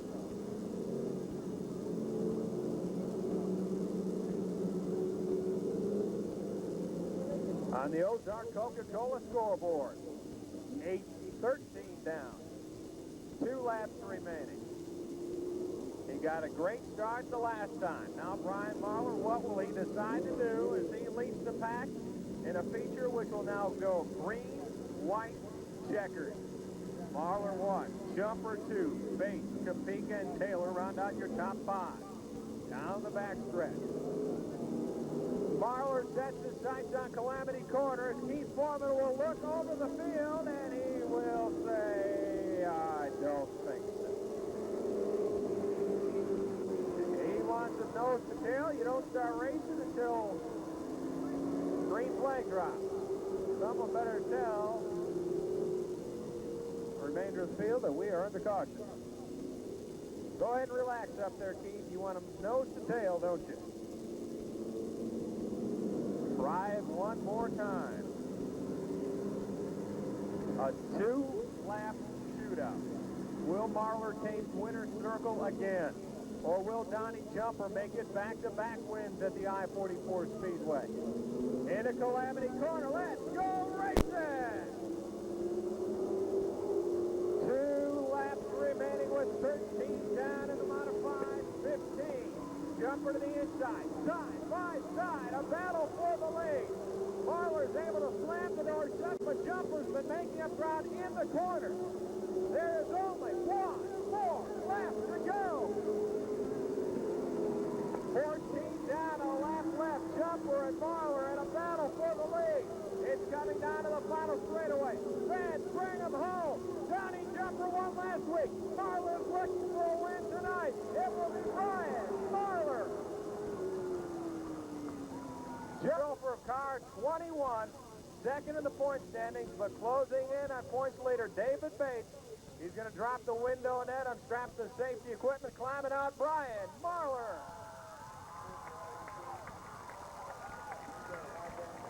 You're having to work for these, aren't you? Yeah, I tell you what, Donnie was really making me work hard for it at the end. He had you in the corners. Looked like you had a little more horsepower. Marty give you a little bit extra tune-up job this week. That's that Marty's power. I tell you what, he put us to the front more than once, I tell you. First of all, Dave Anderson, you know Dave, another one of them steak dinners. You used the others yet? We tried them last week. Me and the wife went down. I tell you what, y'all want to eat a good meal, go to Ashley Mays, okay? That's before the races. We go to B&D after the races. You bet. Let's talk about first of all, that was a great race out there, Brian. And, you know, Bates was right there with you, McMurray, Taylor, Jumper. No power steering tonight? Oh, no. They took that away from us for good. I tell you, it's kind of a bittersweet win tonight, Ronnie. Got a lot of stuff on our minds, a lot of stuff going on down the pit. And I tell you what, we'd be glad to be sitting here tonight. Okay. And, of course, we talked to you a little bit earlier. I talked to the family. They said they wanted you on the outside in our Parade of Memory sponsorship because you and Ramey had run so close all year long. I tell you what, that's real special to me for the family to ask me to be out there. And I tell you what, you'd be surprised. You come out here and you rub sheet metal with these guys every week, exchange colors, what have you. I tell you what, we're all family down here. Ladies and gentlemen, he's getting ready to go down to the tech area after he gets the picture and the trophy. Let's hear it for tonight's modified feature winner for him, Bill Gillum at 17. The third row will find Tim Jackson at 65, along with Buffalo, Missouri, Sam Payne at 49. Row 4 will have Mark Chance at 54 and Jim Hayes in 34. The next row, your track point later, the car number 92 of Lebanon's Carl Lawrence. And to his outside will be the racing Reverend Jack Daniel in car number 1. Lebanon's Tony Jackson at 56. Larry Roberts of Springfield in 57. Jim Gilbert in car number 6. Brian Isom in 25.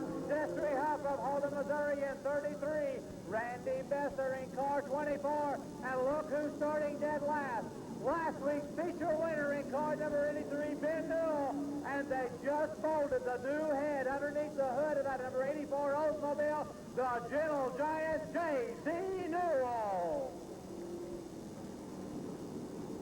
This is a 30-lap feature for our late model stock car division.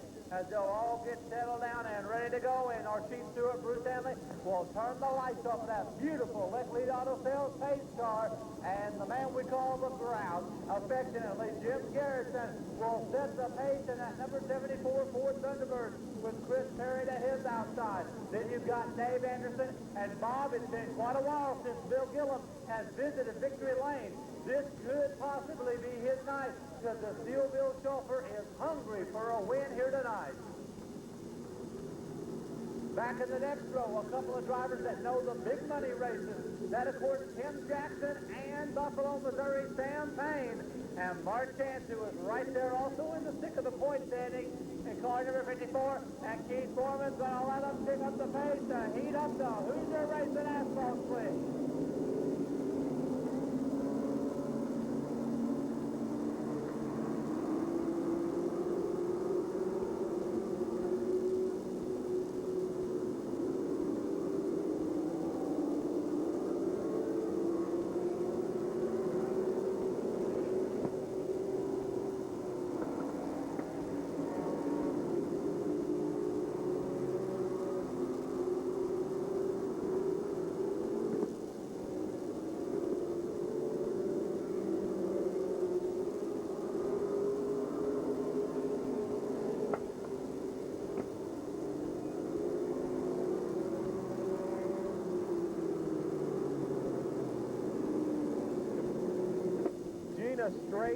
Gina Straight, please come to the tower, please.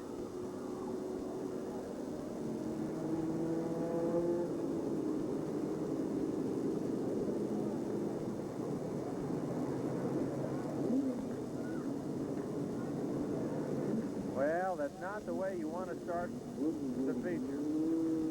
Jim Gilbert and Brian Isom get together in between turns 3 and 4. Awful lot of debris is on the track. Gilbert's going to have to take that machine back to the pit area as he's dragging about the whole right side. They may just decide to rip off that sheet metal and get him back onto the track. Isom will also head back into his spot in the lineup, so evidently no major damage done to that 25 machine, but you see debris all over the track. And the field going very, very slowly, making sure they don't pick up any of that debris on the Hoosier Racing slicks. That'll bring to a field to a stop, because from the spot on back of Jim Gilbert, the field will need to be crisscrossed.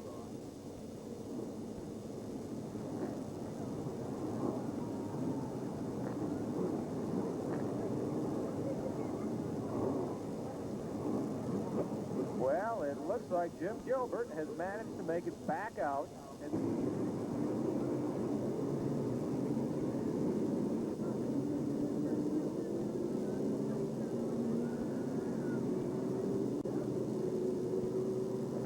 Like Dave Anderson is also going to make it back onto the track. Randy Besser firing up that 24. Whoa, look at Jim Gilbert's car. You wonder what they're like underneath the sheet metal? There's a pretty good example. Tell you what, if you want to know what it's like to rip off want to know what it's like to rip off a lot of sheet metal, you want to know how long it takes to do it, go down and visit with Jim Gilbert, crew chief. Go ahead and visit with Jim Gilbert's crew chief. Talk about ripping sheet metal off. Go see Barbara. She'll show you how it's done.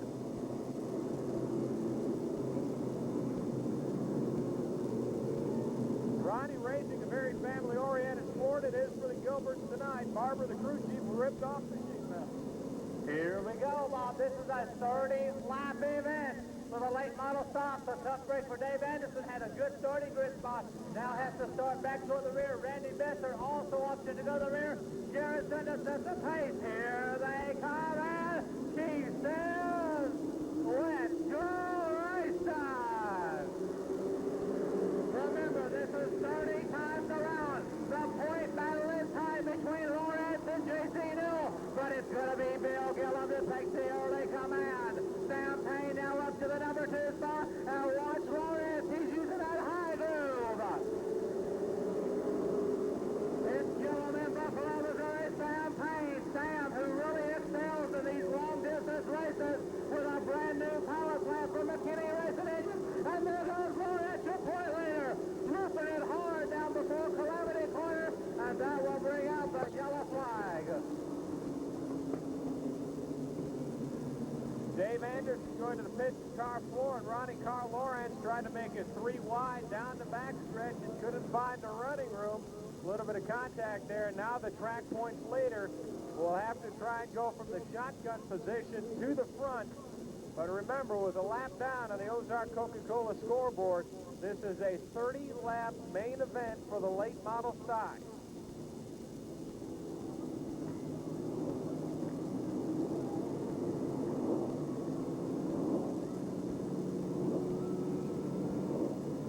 At the front of the field, 2-time Speedway champion Bill Gillum in the Chevrolet Lumina, leading Buffalo's Sam Payne, who, well, the big races, big on the best in them, as Chris Perry is third. Mark Chance out of Marshfield looking to get the winner's circle this year, 4th, and Jackson in the number 5 position. Just a couple of moves need to be made to the field, and we should have ourselves a pretty good lineup. And boy, you get Bill Gillum out front, and the Steelville native, boy, he runs strong and he runs stout, and he will give you that racing lane to work with.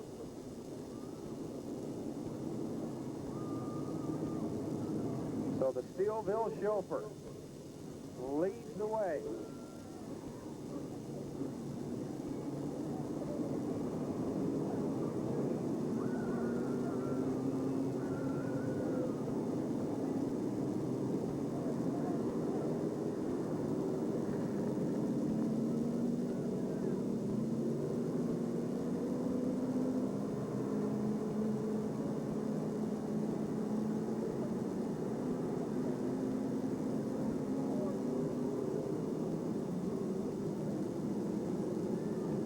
Gillum and Payne run 1 and 2. Perry, Chance, and Jackson round out the top 5 in a 30-lap main event for the late model stocks this evening. And 29 laps remain.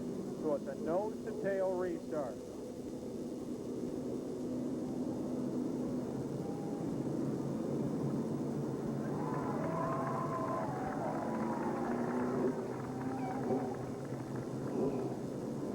Track points leader Carl Lawrence having to go shotgun and try and get up to the front. He is the track points leader.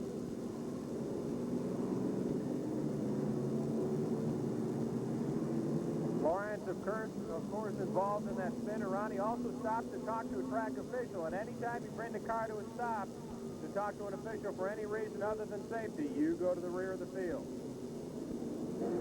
And here comes Dave Anderson back out now in car number 4. Bob, this is a long race. 1 down, we've got 20 more. It is a long race. We've seen it one night in the late model stock division. We had about 10 different leaders in a 5-lap span. So right now, patience has got to be the virtue. But it's Gillum out in front with Buffalo, Missouri. Sam Payne right on his bumper.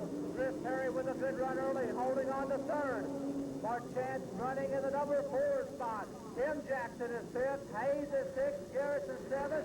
Daniel running 8th. Jackson 9th. Roberts in the top 10. Here they come, and the green comes out. We're back to race in action. And Bill Gillum trying to end that victory round here at the I-44 Speedway as they now single out. And oh, no, no, no. Yellow going to come out once more.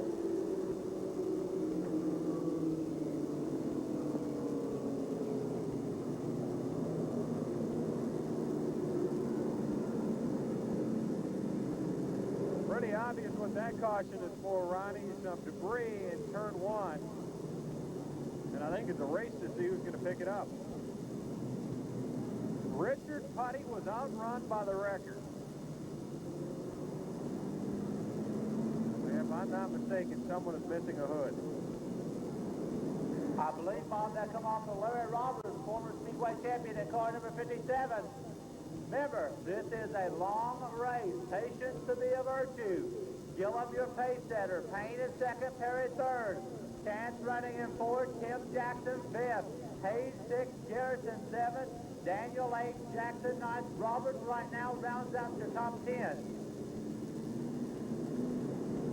Going to get the debris cleaned up from down in here, and we'll be just about set to get this late model stock feature back underway. Grand American late models will be rolling out here next. And Bob, next week it's extra money for the Bomb Squad and the Super Stalkers over at Speedway USA. And Ronnie, it's extra cash for the Grand American Modifieds next Saturday here at the I-44 Speedway. Well, they'll enjoy that. They put on a great show with just 8 cars in their starting grid, Bob. That was perhaps one of the most exciting races that we've had in quite some time. And the rule changes with the Modifieds have really put the driver skills back into the cars. And I think you might agree with me on that statement.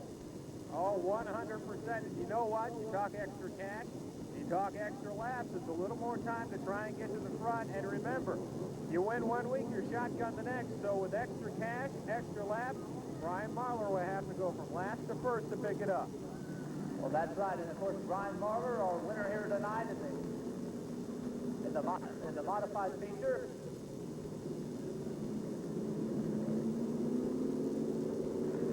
We'll get Mr. Ray J. Foote back out here into the infield, and we'll be ready to resume this late model stock feature. Lights are going to be going on. Gillum, Payne, and Perry. Chance, Jackson, and Hayes. Garrison, Daniel, Jackson, Roberts, your top 10. And let's see, will the lights be going off? Keep that green rolled up.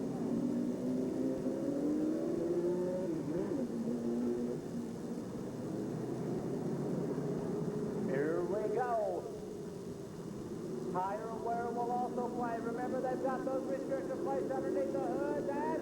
The green is out. We're back to race in action.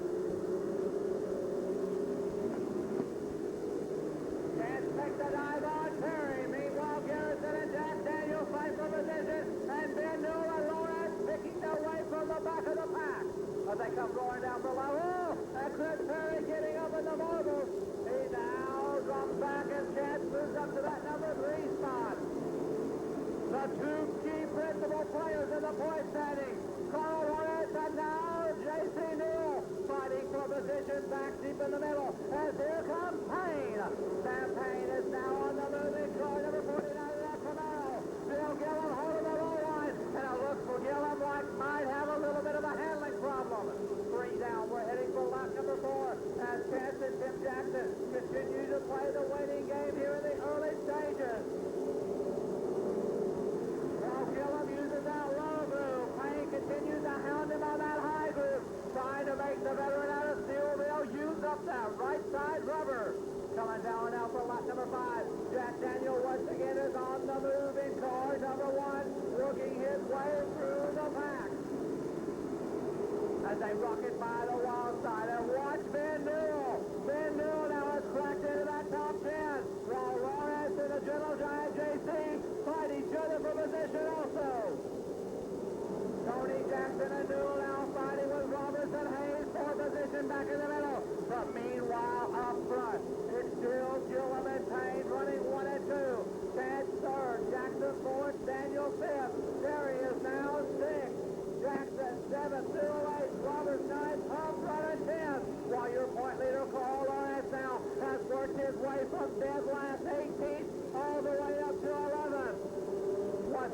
Now Gillum starts to stretch out that lead just a little bit. Now watch the Chevrolet Lebanon. Just one leader, Carl Lawrence.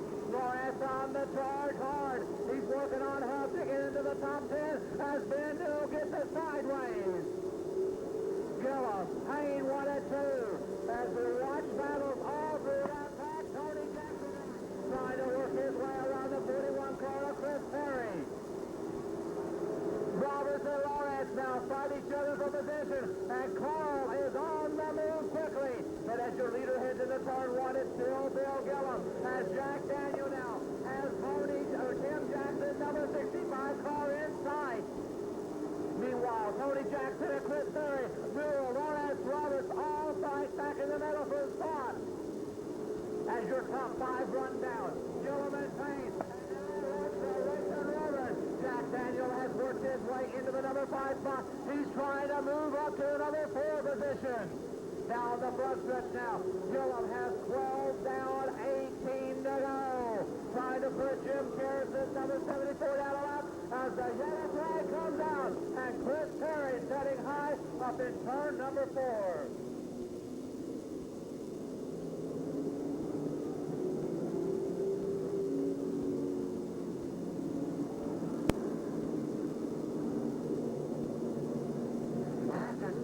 Warmed up with the Pacific Coast region cars and stars in the staging area getting ready for their 30-lap late model main event. And Bill Gillum holding off the charges of the Buffalo Show for Sam Payne with Mark Chance in the number 3 position. And on the Ozark Coca-Cola scoreboard, 11 down, 19 laps remaining.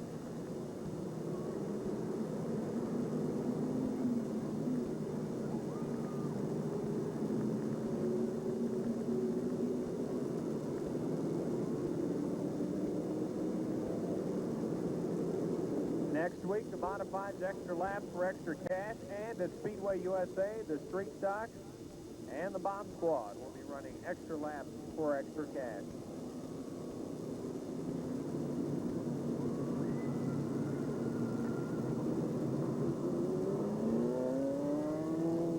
As Randy Besser will head to the spot behind Jack Daniel, he is a lap down. On the Ozark Coca-Cola scoreboard, you see Bill Gillum, car 17, your race leader. He would love to be back in the winner's circle this evening, but remember, it's not 20 or 25, it's 30 laps around. The lineup is a good one, with Gillum, Payne, Chance, Jackson, and the Reverend, your top 5 runners.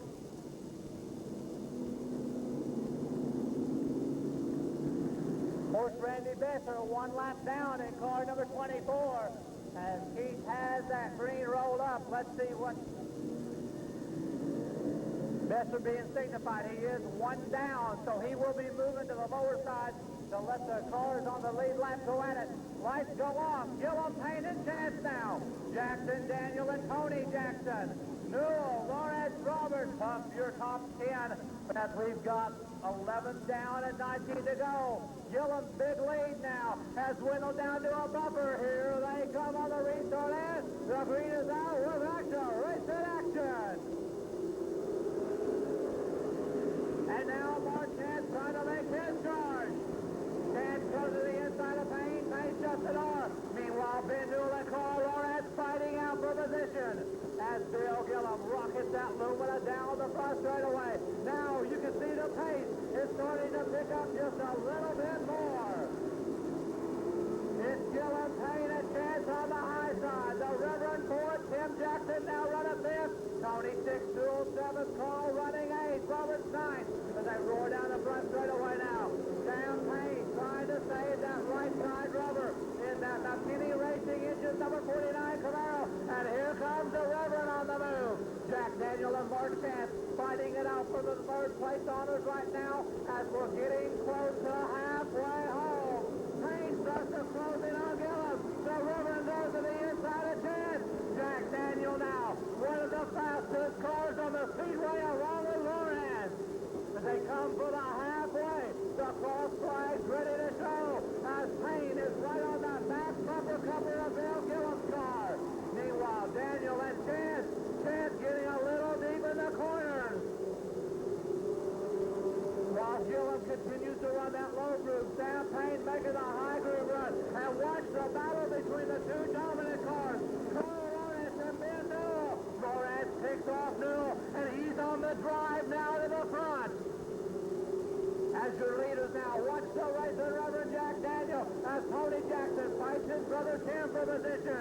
The top three have started to pull away. Lawrence now has Tony Jackson with a flat tire, it looks like, on the left front of that Chevrolet Lebanon. Coming down the front straightaway, Jack Daniel is on the move, trying to take over second place away from Payne as they go into turn one. It's Payne on that high line. Daniel low. Payne shuts the door on the Reverend. Meanwhile, your point leader Lawrence is all the way up to sixth as Gillum now encounters rough traffic. Daniel and Payne now. This is their chance, or is it? Jack going to that high side as Garrison moves his Thunderbird to the high groove. Meanwhile, they thread the needle through Calamity Corner. Gillum now will head up lap number 20. Only 10 remain. And here comes the Reverend on the inside. Payne gives him that inside groove. And Jack Daniel now up to the number 2 spot. Lawrence threads the needle, also trying to find his way for running room, making some dramatic moves through the pack. Gillum, Daniel and Payne, 1, 2, and 3. Chad Jackson and Lawrence, 4, 5, and 6. Jack Daniel now setting up for a dramatic finish here tonight. And Lawrence up in turn number 2.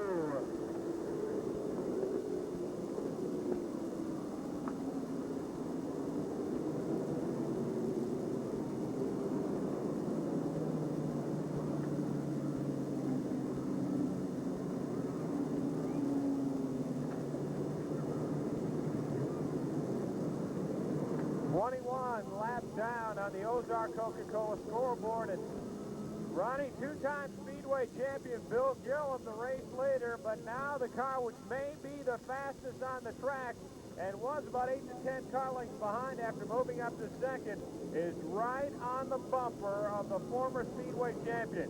As the racing Reverend Jack Daniel has fought and clawed his way up to the number 2 spot, Payne has dropped back to 3rd.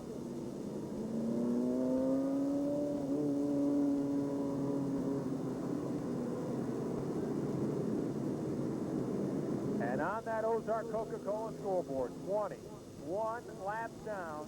It is now a 9-lap shootout.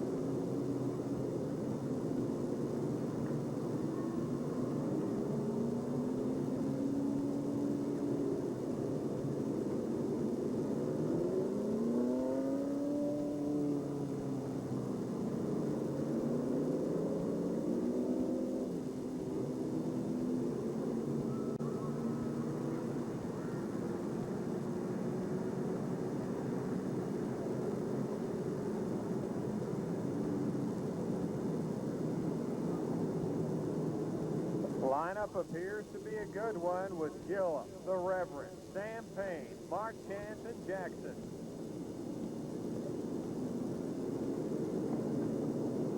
And Jim Garrison takes the high line, Ronnie, and headed back to the pits at 74.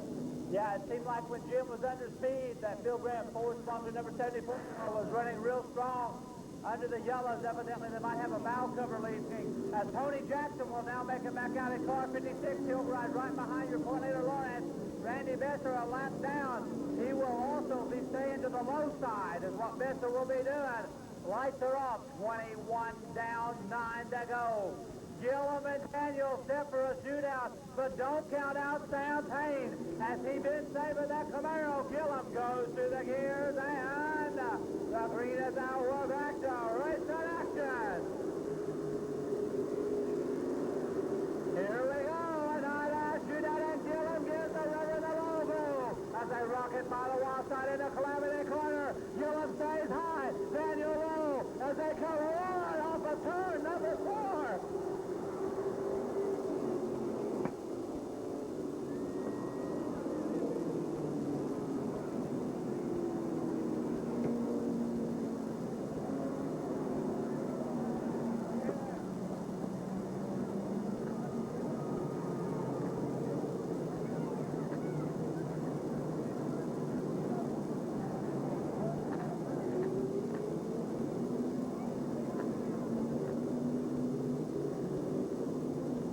in a battle for the lead. Jack Daniel and Bill Gillum get together, and Gillum being sent to the rear of the field.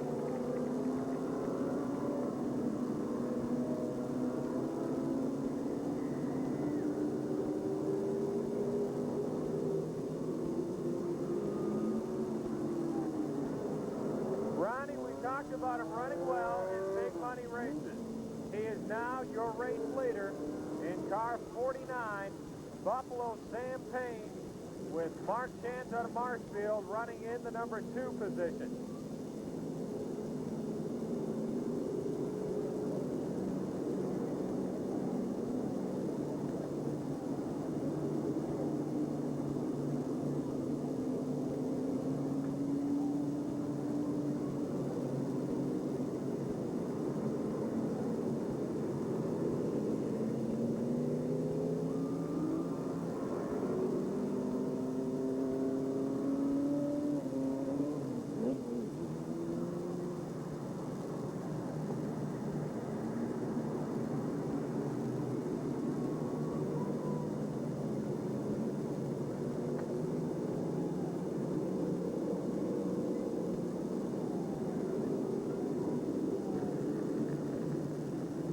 Bob, you can see what some of the drivers are doing is trying to clean their tires off.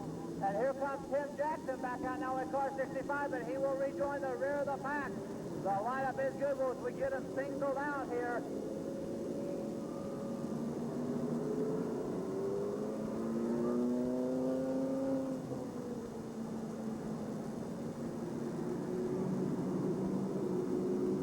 Here we go. Lights are off. It's a 9-lap shootout. Payne with Chance on his bumper as they gear up for the start. And the green is out with action. Race in action. The man that was riding back at third, Sam Payne, now takes over that number 1 position. Meanwhile, up front now, Chance giving him a handful. And Ben Newell trying for 2 consecutive I-44 late model stock wins. Meanwhile, is back in the number 4 spot in the 3-half 5th. Newell running 6th. Hayes 7th. Lawrence now moves up to 8th as they come roaring down the front straightaway. 23 are down. 7 remains for the late model stock. And you can see J.C. Newell is starting to trial a little bit of smell of the Oldsmobile. Meanwhile, Ben Newell goes to the inside of Mark Chance. It's Buffalo, Missouri, Sam Payne all by himself out in front. And watch the battle out for second. And Larry Roberts is now in the hunt. The former I-44 late model stock champion, Larry Roberts, the top veteran out of Springfield, is making his choice. While Ben Newell and Chance fight it out for second and third. Sam Payne, a 5-lap warning now given. Oh, and Newell with the problems at 83. Catches the Camaro, the Chevrolet Lebanon. Chance and Newell now fighting it out for the number 2 and 3 spot. But up front, it's all Sam Payne, and here comes Chance and now Roberts. JC trying to hang on to that Oldsmobile back in the number 5 spot. He would only gain 4 points on Lawrence as Carl is now working on Destry Huff. Well now, Ben Newell with some problems. He starts to fade back as the river now comes back out. 27 down, 3 to go. Will this be Sam Payne's night again in car number 49? He heads the pack off of turn number 4 as Chance is a little on the high side. Larry Roberts is coming out strong in second. Meanwhile, your point leader Lawrence has worked his way up to the number 6 spot. The white flag will be coming out this time around for Buffalo, Missouri, Sam Payne. Only 1 more lap to go. The battle now for third between Roberts and Ben Newell. Fighting hard for position as they head into Calamity Corner. He'll take that Eagle Bass Woods number 49 Camaro to the high side. Here comes the checker flag for Sam Payne.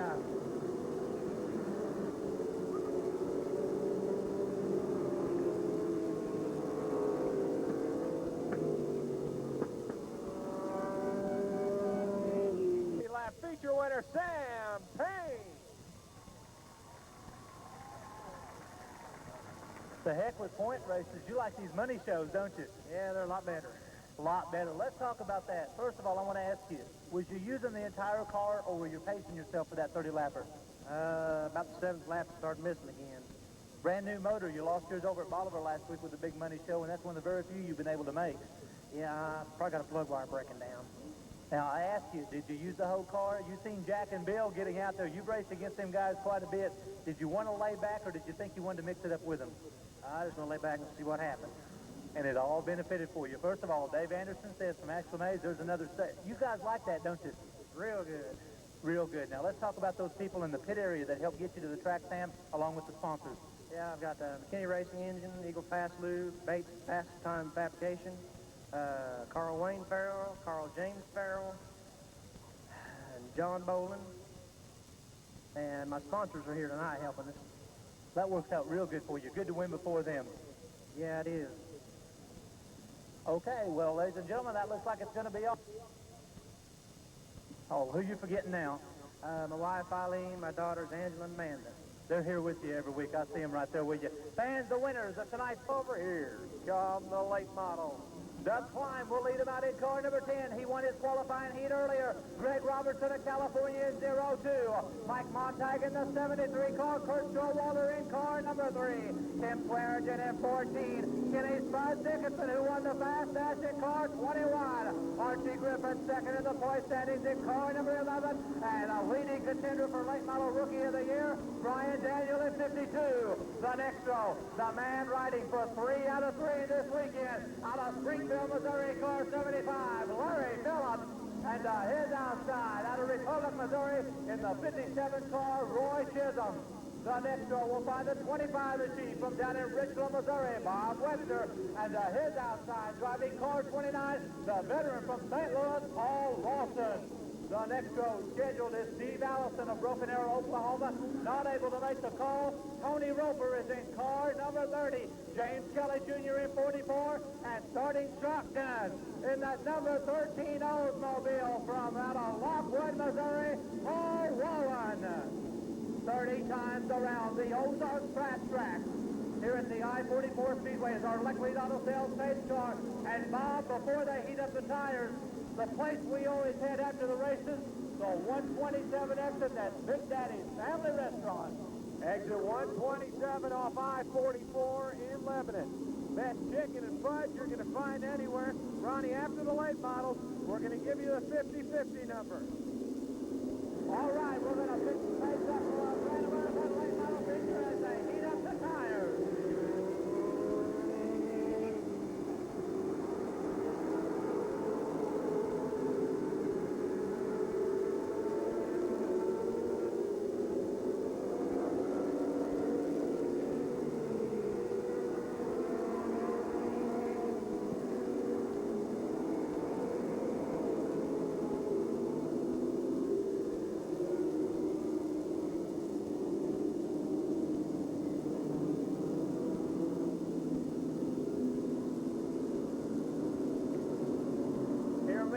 Keep your eyes on that front row.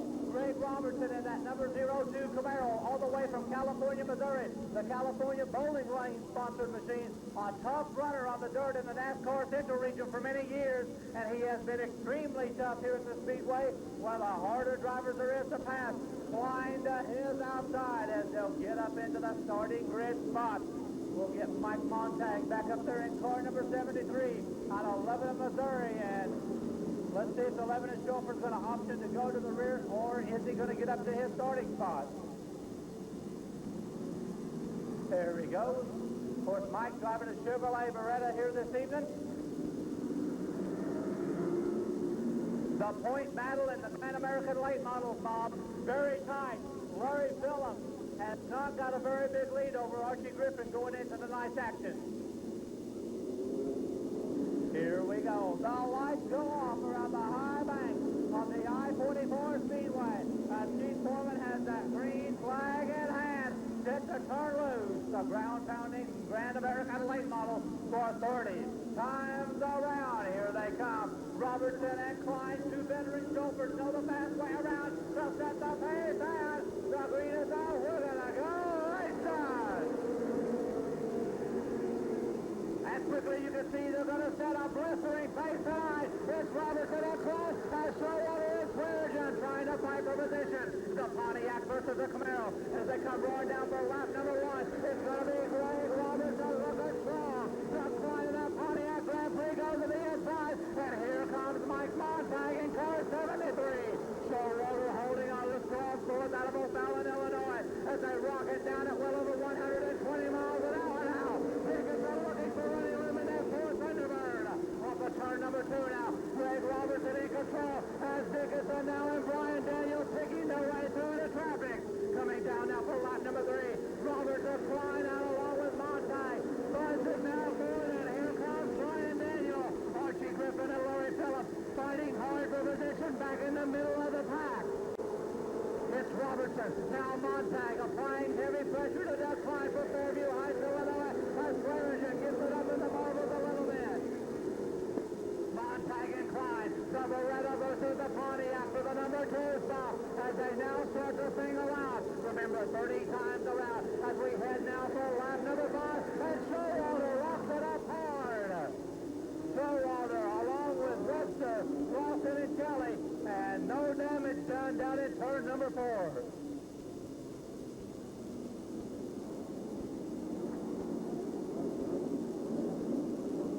On the Ozark Coca-Cola scoreboard, 4 laps down.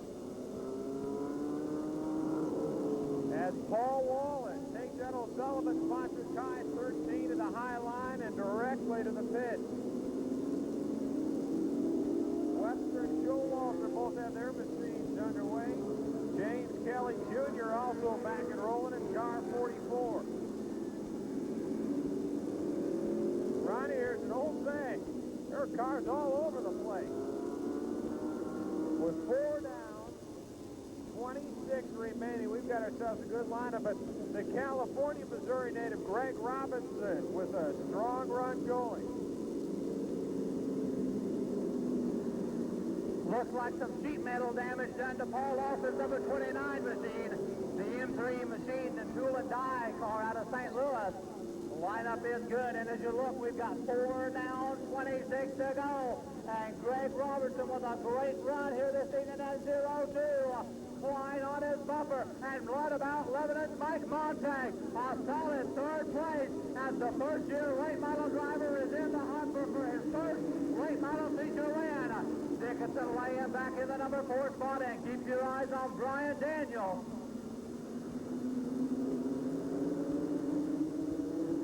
Here they come. Keith looking them over, and Rowan just barely makes it out. Paul Rowan diving out at the last minute in car number 13, and he will rejoin the rear of the pack.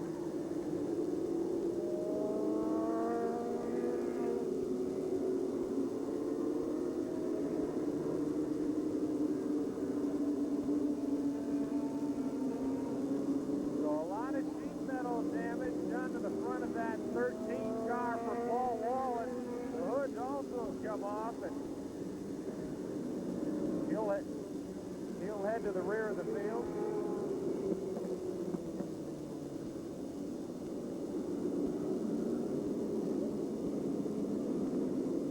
Greg Robinson out of California in the number 1 spot with Doug Klein, who already owns a heat race win tonight, 2nd. Rookie late model driver Mike Montag, followed by Spuds and Brian Daniels. Here we go, Bob. Just about set. His Keith will be turning the lights off as they come roaring down the front stretch this time. Robertson and Klein. As we said, Greg, a former NASCAR Central Region competitor. Doug Klein on the American Speed Association many years ago. Then the local hometown boys right there in running 3rd, 4th, and 5th. Montag, Dickinson, and Daniel. And Daniel, the late model rookie, with some very strong runs this year. Here we go. Getting geared up on the restart. It'll be a nose to tail start, and the green is out with action. Race in action. Phillips takes it out to the inside on the inside of Brian Daniel as he rocketed past Archie Griffin now as they go back up front. It's Greg Robertson in control, and here comes the point leader, Larry Phillips. Phillips and that's the pickup cover Chevrolet Lebanon going to the inside of the Bud Light side of the Dickinson. Watch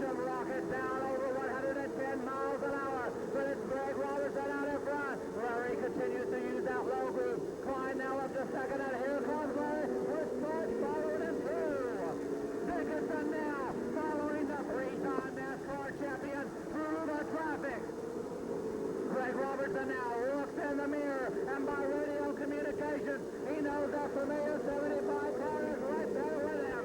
Larry looks to the inside. Robertson in that Camaro shuts the door. Now Brian Daniel also on the moving car number 52. It's Robertson and Phillips. Robertson shows Larry that inside line as the David Drain Powers number 75 car fires to the inside with a side job. It's Phillips now going to the front. Dickinson now working on flying for the number 3 spot. And Spurs now sets his sights on that 0-2 car of Robertson. Will Larry use the tires up here early?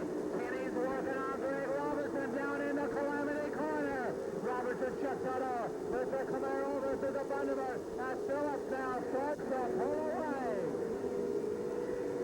Phillips won. Robertson 2 and watch the battle back for third between Dickinson, Clyde, and Daniel. All of them jockeying back and forth. A lot of tragedy now as we go with 11 down, 19 to go. Dickinson and Robertson about a Montag gets in from the inside group as Archie now moves up one more spot. Phillips now rocketing down the front straightaway.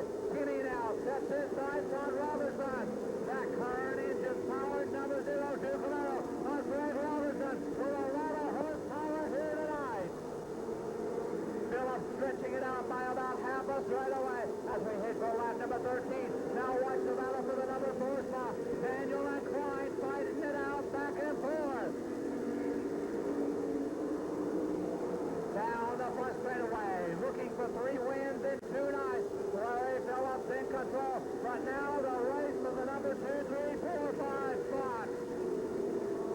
Robertson and Dickinson watch Daniel and Klein going at it for position also. Down the front straightaway, Phillips now still in control, and Brian Daniel with a great move in that Chevrolet Lumina. The late model rookie of the year contender now moves up to the number 4 spot as Griffin and Klein fighting it out for 5th and 6th. Phillips now trying to put the veteran Paul Wilson down a lap as we're over halfway home. Robertson once again shows Skinny that inside move, but it's not to be yet as Daniel now sets his sights on Dickinson. Brown, Robertson up high. Here comes Dickinson to the low side. Side by side, they go into turn number 1. And Robertson with a little bit of smoke. The veteran does tackle Greg Robertson now. Falling off the pace just a little bit. Phillips down the front straightaway with 18 down, 12 to go. Dickinson now in the number 2 spot as Robertson trying to hold on. Will the power plant last? Here comes Brian Daniel now for third. Phillips takes down the front straightaway, 19 down, as Daniel and Robertson continue to dice at over 110 miles an hour. Now Robertson a little more smoke coming out of that Camaro out of California. Phillips 1, Spurs 2, as Robertson now hoping to try to limp across this region as Archie now goes to the inside. The consultation flag coming out now for Greg Robertson in 0-2. Phillips 2, and now that's going to bring out the yellow flag.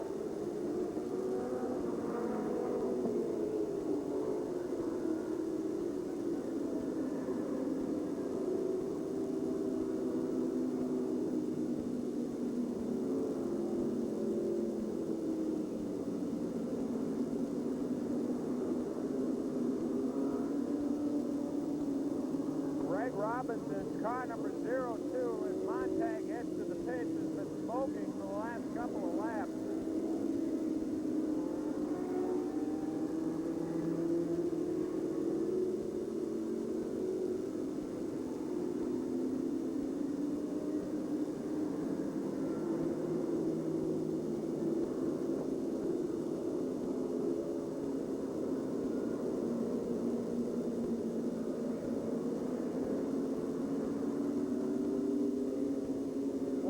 Some sparks shoot out from underneath that 02 machine of Greg Robinson a couple of laps ago.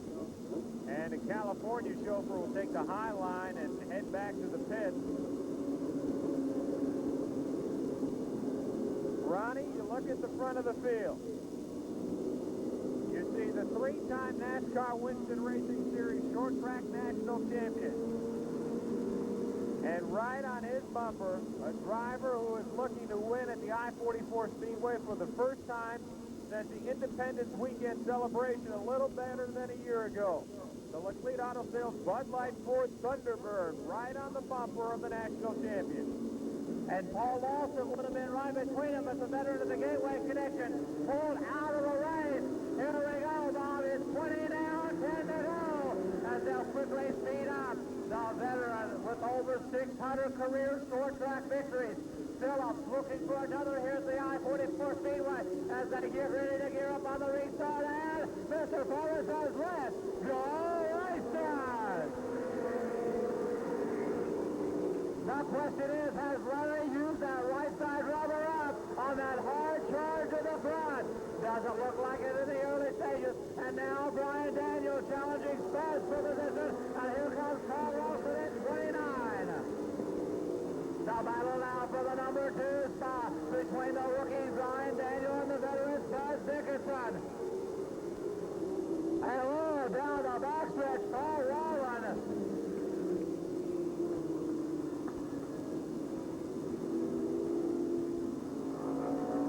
Boy, this has not been a memorable evening on a positive side for the Arcola chauffeur. The O'Sullivan sponsored 13 of Paul Wallen is going to head back to the pits after starting shotgun, and he may not even be able to make it there.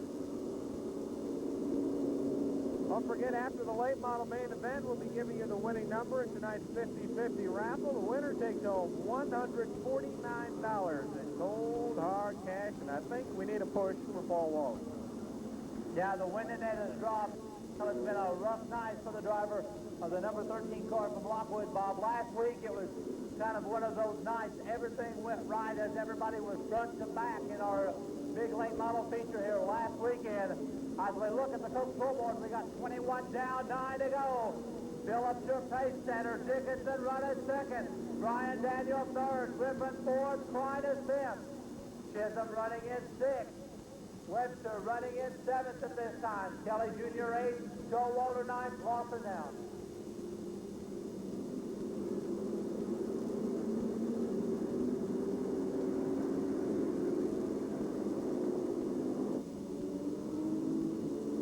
We've got a 9-lap shootout left to go. Phillips 1, Dickinson 2, Daniel 3, Griffin 4, Klein, a great run tonight in the top 5.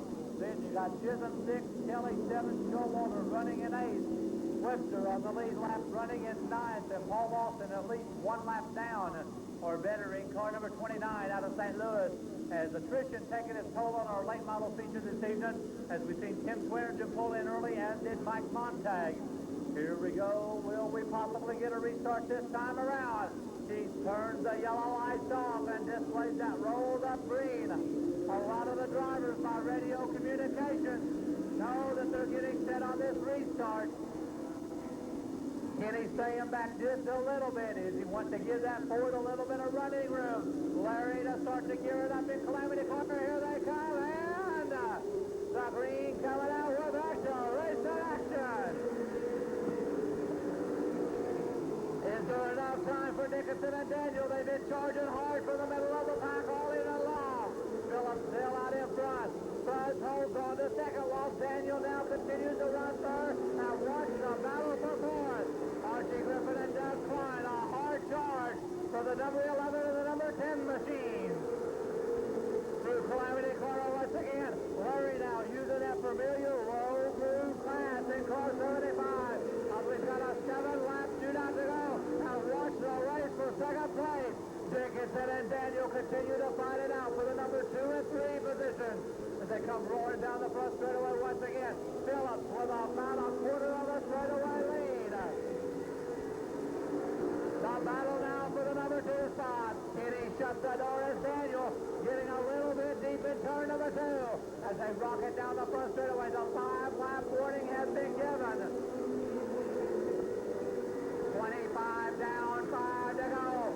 Griffin gaining on Brian Daniel now. The race will be up for the number 3 spot this evening. Daniel, the tires look like they might have gone away as he starts to drift up in the corners. Larry, a solid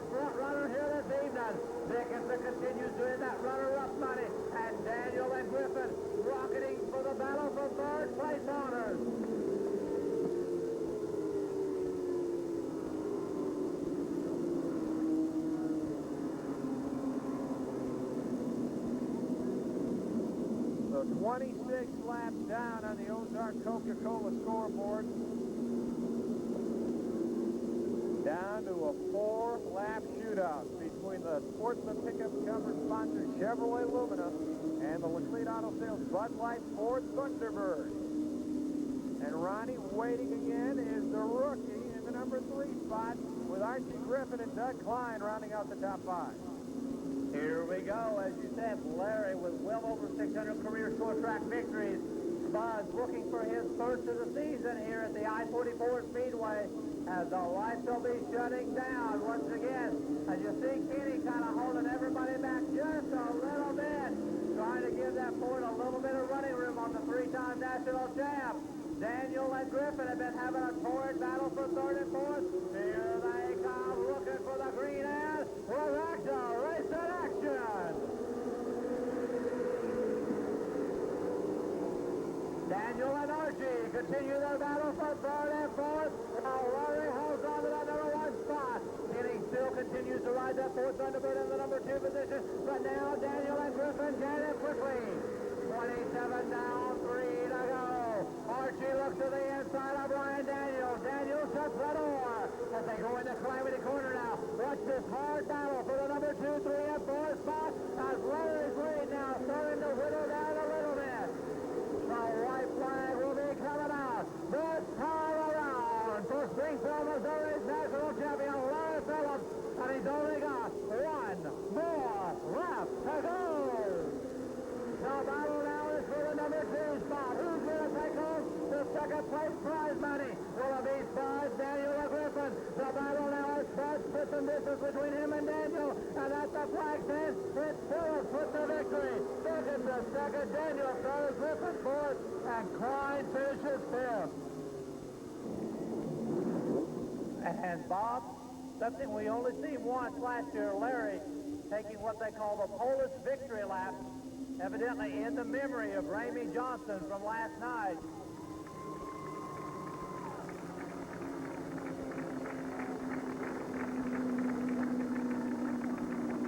Tell you what, fans, that's a class move from the 3-time national champion and the points leader at Speedway USA and here at the I-44 Speedway, as the Chevrolet Lumina will now come to rest in Winter Circle.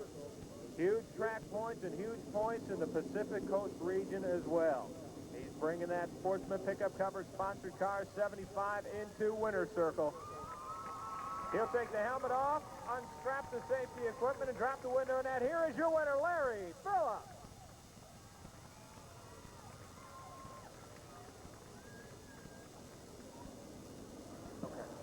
Larry, nice gesture there. We'll let you get the earplugs out so I know the crew's probably saying another win, extra bonus for us this week. Nice gesture by you that evening. Well, I was asked to do that for the Johnson family, and I certainly not trying to be an obstacle here, and then wasn't going to spin it around like Rusty Wallace does. I'd mess up and hit the wall or something. But we certainly, all jokes aside, hate what happened last night, and it's not the racetrack. It's not the cars. The cars I looked at as very safe. When you get in one of these cars, that could be your last day, and when you get in your car to go down the road, it could be your last day. So we can't hold it against racing, but I'm very sorry for them. That's true. We've talked about that off and on. It's gone through all over the United States this year. There's been more deaths at the racetrack than I've ever seen in the last probably 20 years whatsoever. Seems like it gets the good people. Wayne McCarthy is a very nice man, a friend of mine. Ramey Johnson, nice young man. Knew him well. And then there's old guys like me that's raced for 35 years, never skinned a finger. What's that tell you? Well, I don't know, Ben Fast. First of all, Ashley May's got another steak dinner for you. You're going to gather them up and be able to take the crew down there one evening. Certainly hope so. We're going to find some time. We got some coupons here. They'll hate to see us coming. It's a coming, and of course he's getting ready to head her back to the tech barn. Ladies and gentlemen, the driver of the Sportsman Pickup Covers, 23, Terry Holtkamp in 2. That's Jason Woods at 92. Jesse Hawkins at 06. Larry Pruitt in the 02. Al Yarbrough in 1. Rick Barker in car 5. Points leader, Spanky Weiss in 11. Jeff Richardson in 97. George Huey Jr. is 41. Robert Reeves in 6. Chris Schumacher in 21. Cleo Jaspers 93. Mike McMullen in car 28 to 17. Chauffeured by Brad Phillips as the bomb squad makes its way out onto the track.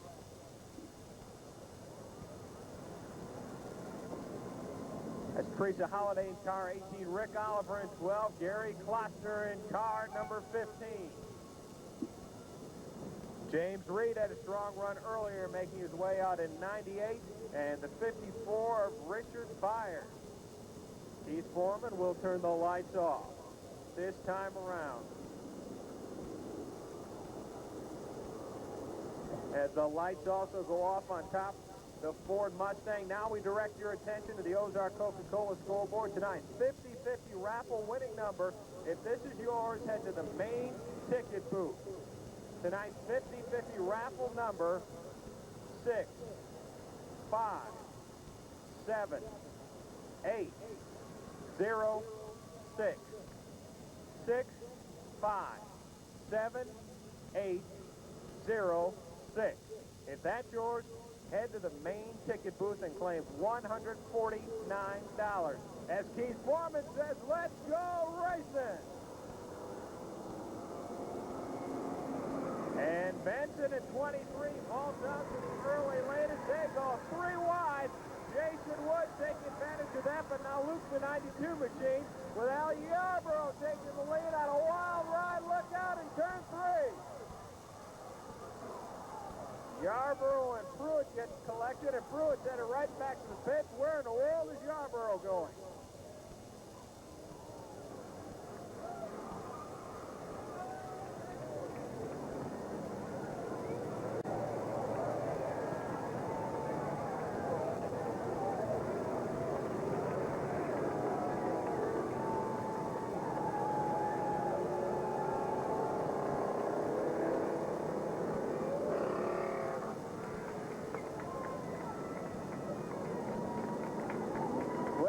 They're going to hook up to Al Yarborough's #1 machine. We did it for you in a big hurry. We'll put the number back on the Ozark Coca-Cola scoreboard for you. Here is tonight's 50-50 raffle winning number worth $149. If this is your number, head to the main ticket booth. 657806. 65. And as you look at turn 2, Bob Burrows sits on the pole in 51. Jason Woods to the outside at 92. Row 2 of Terry Holtkamp and Jesse Hawkins. Spanky Weiss and Rick Barker in row number 3. Jeff Richardson and Chris Shoemaker in row 4. George Huey Jr. and Cleo Jasper in row 5.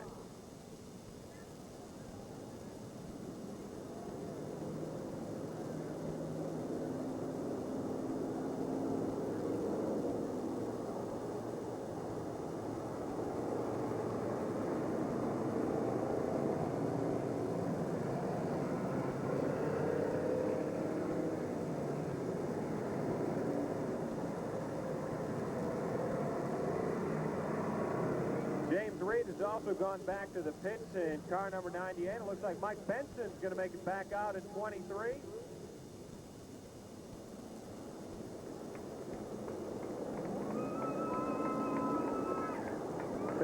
Times around for the bomb squad as they'll go through that quick try. Ronnie, you know what? I want to know where this combination is made. The bomb squad and a full moon.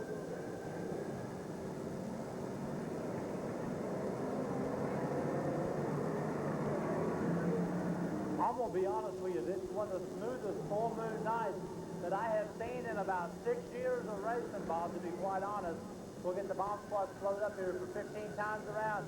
Bob, we got a good point battle. Spanky Weiss and Robert Reed, they're starting right behind each other there as Keith will get them settled down here. And Gary Faulkner, he's looking for another one of those National Steak dinners, and he'll be starting way back there in the back of that number 15 Ford. And Bob, the lights are out. We're about set to turn the bomb squad loose. Burrows is at the paint. Woods to the outside. Hawkins and Holtkamp in row 2. Keith Foreman, the Ozarks #1 flag man and the biggest Chauncey's ice cream fan. What do you say? Let's go racing!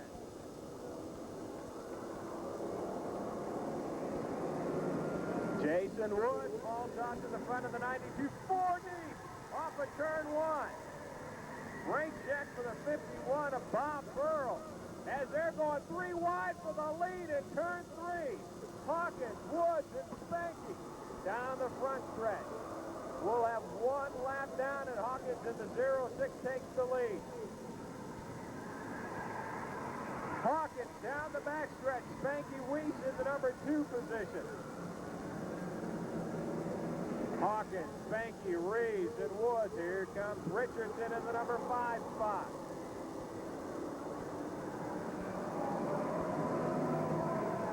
Jesse Hawkins takes the lead down the backstretch. Hawkins and Spanky running 1 and 2. Robert Reeves in the number 3 spot. As they're going 3 deep in a battle for 4th. Hawkins, Spanky now trying him on the high side. Reeves looks low in a battle for the top spot. Again 3 deep with Woods, Richardson, and Barker. On the Ozark Coca-Cola scoreboard this time around with the 06 car, Jesse Hawkins will have 4 down. The battle is now for second with Reeves and Spanky Weiss as they are right on the bumper of Hawkins. 4 down, 11 laps remaining. The 3-car freight train in the Calamity Corner. Hawkins, Reeves, and Spanky. Gary Kloster moving up to the number 5 position, moving by Richardson as Hawkins and Reeves duel for the lead into turn 1. Hawkins on the high side, Reeves on the low side. Spanky waiting patiently in third. Side by side into Calamity Corner. In and out of turn 3, Hawkins on the high side, Reeves on the low side. As they head to the start-finish line, Robert Reeves, your new race leader. Reeves, Hawkins, Spanky, Rick Parker, the new player that gains Gary Kloster.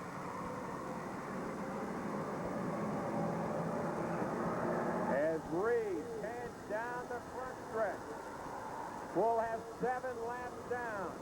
Reeves in the top spot. The 06 machine of Jesse Hawkins running second.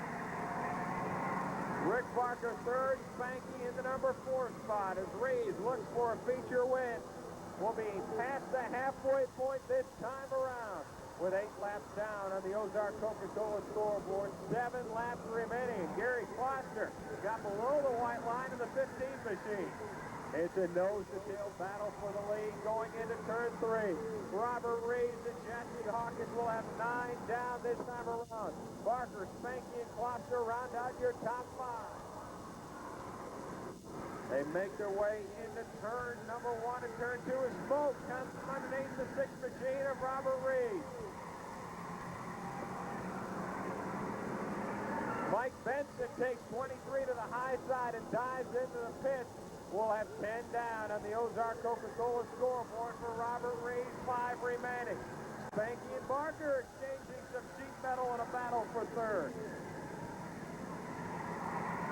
Teresa Holliday also heads to the pit in car 18 as Robert Reeves and Jesse Hawkins down the front stretch with 11 down, 4 remaining. And some smoke in the corners underneath the 6 machine of Reeves. Spanky Weiss and Rick Barker continue their battle for the number 3 spot with Kloster hanging on to 5th. Reeves into Calamity Corner, opening up about a 5-car length advantage. 12 down. 3 laps remaining for Robert Reeves. Hawkins, Barker, Kloster, and Spanky your top 5. And then Jeff Richardson, the defending Speedway USA track champion. Robert Reeves in car 6 with his sights set on the front straightaway. He'll have 13 down. 2 laps remaining.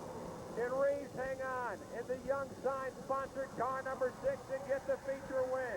Or is there time for Hawkins in the 06? Barker and Kloster going side by side in a battle for third as Steve Foreman pulls out the white flag for Robert Reeves. This time around, there's 1 more lap to go.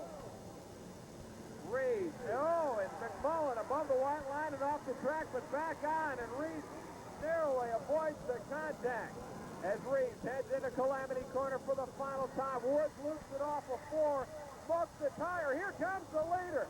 Across the start-finish line with a checkered flag, Robert Reeves. Hawkins comes home second, Kloster third.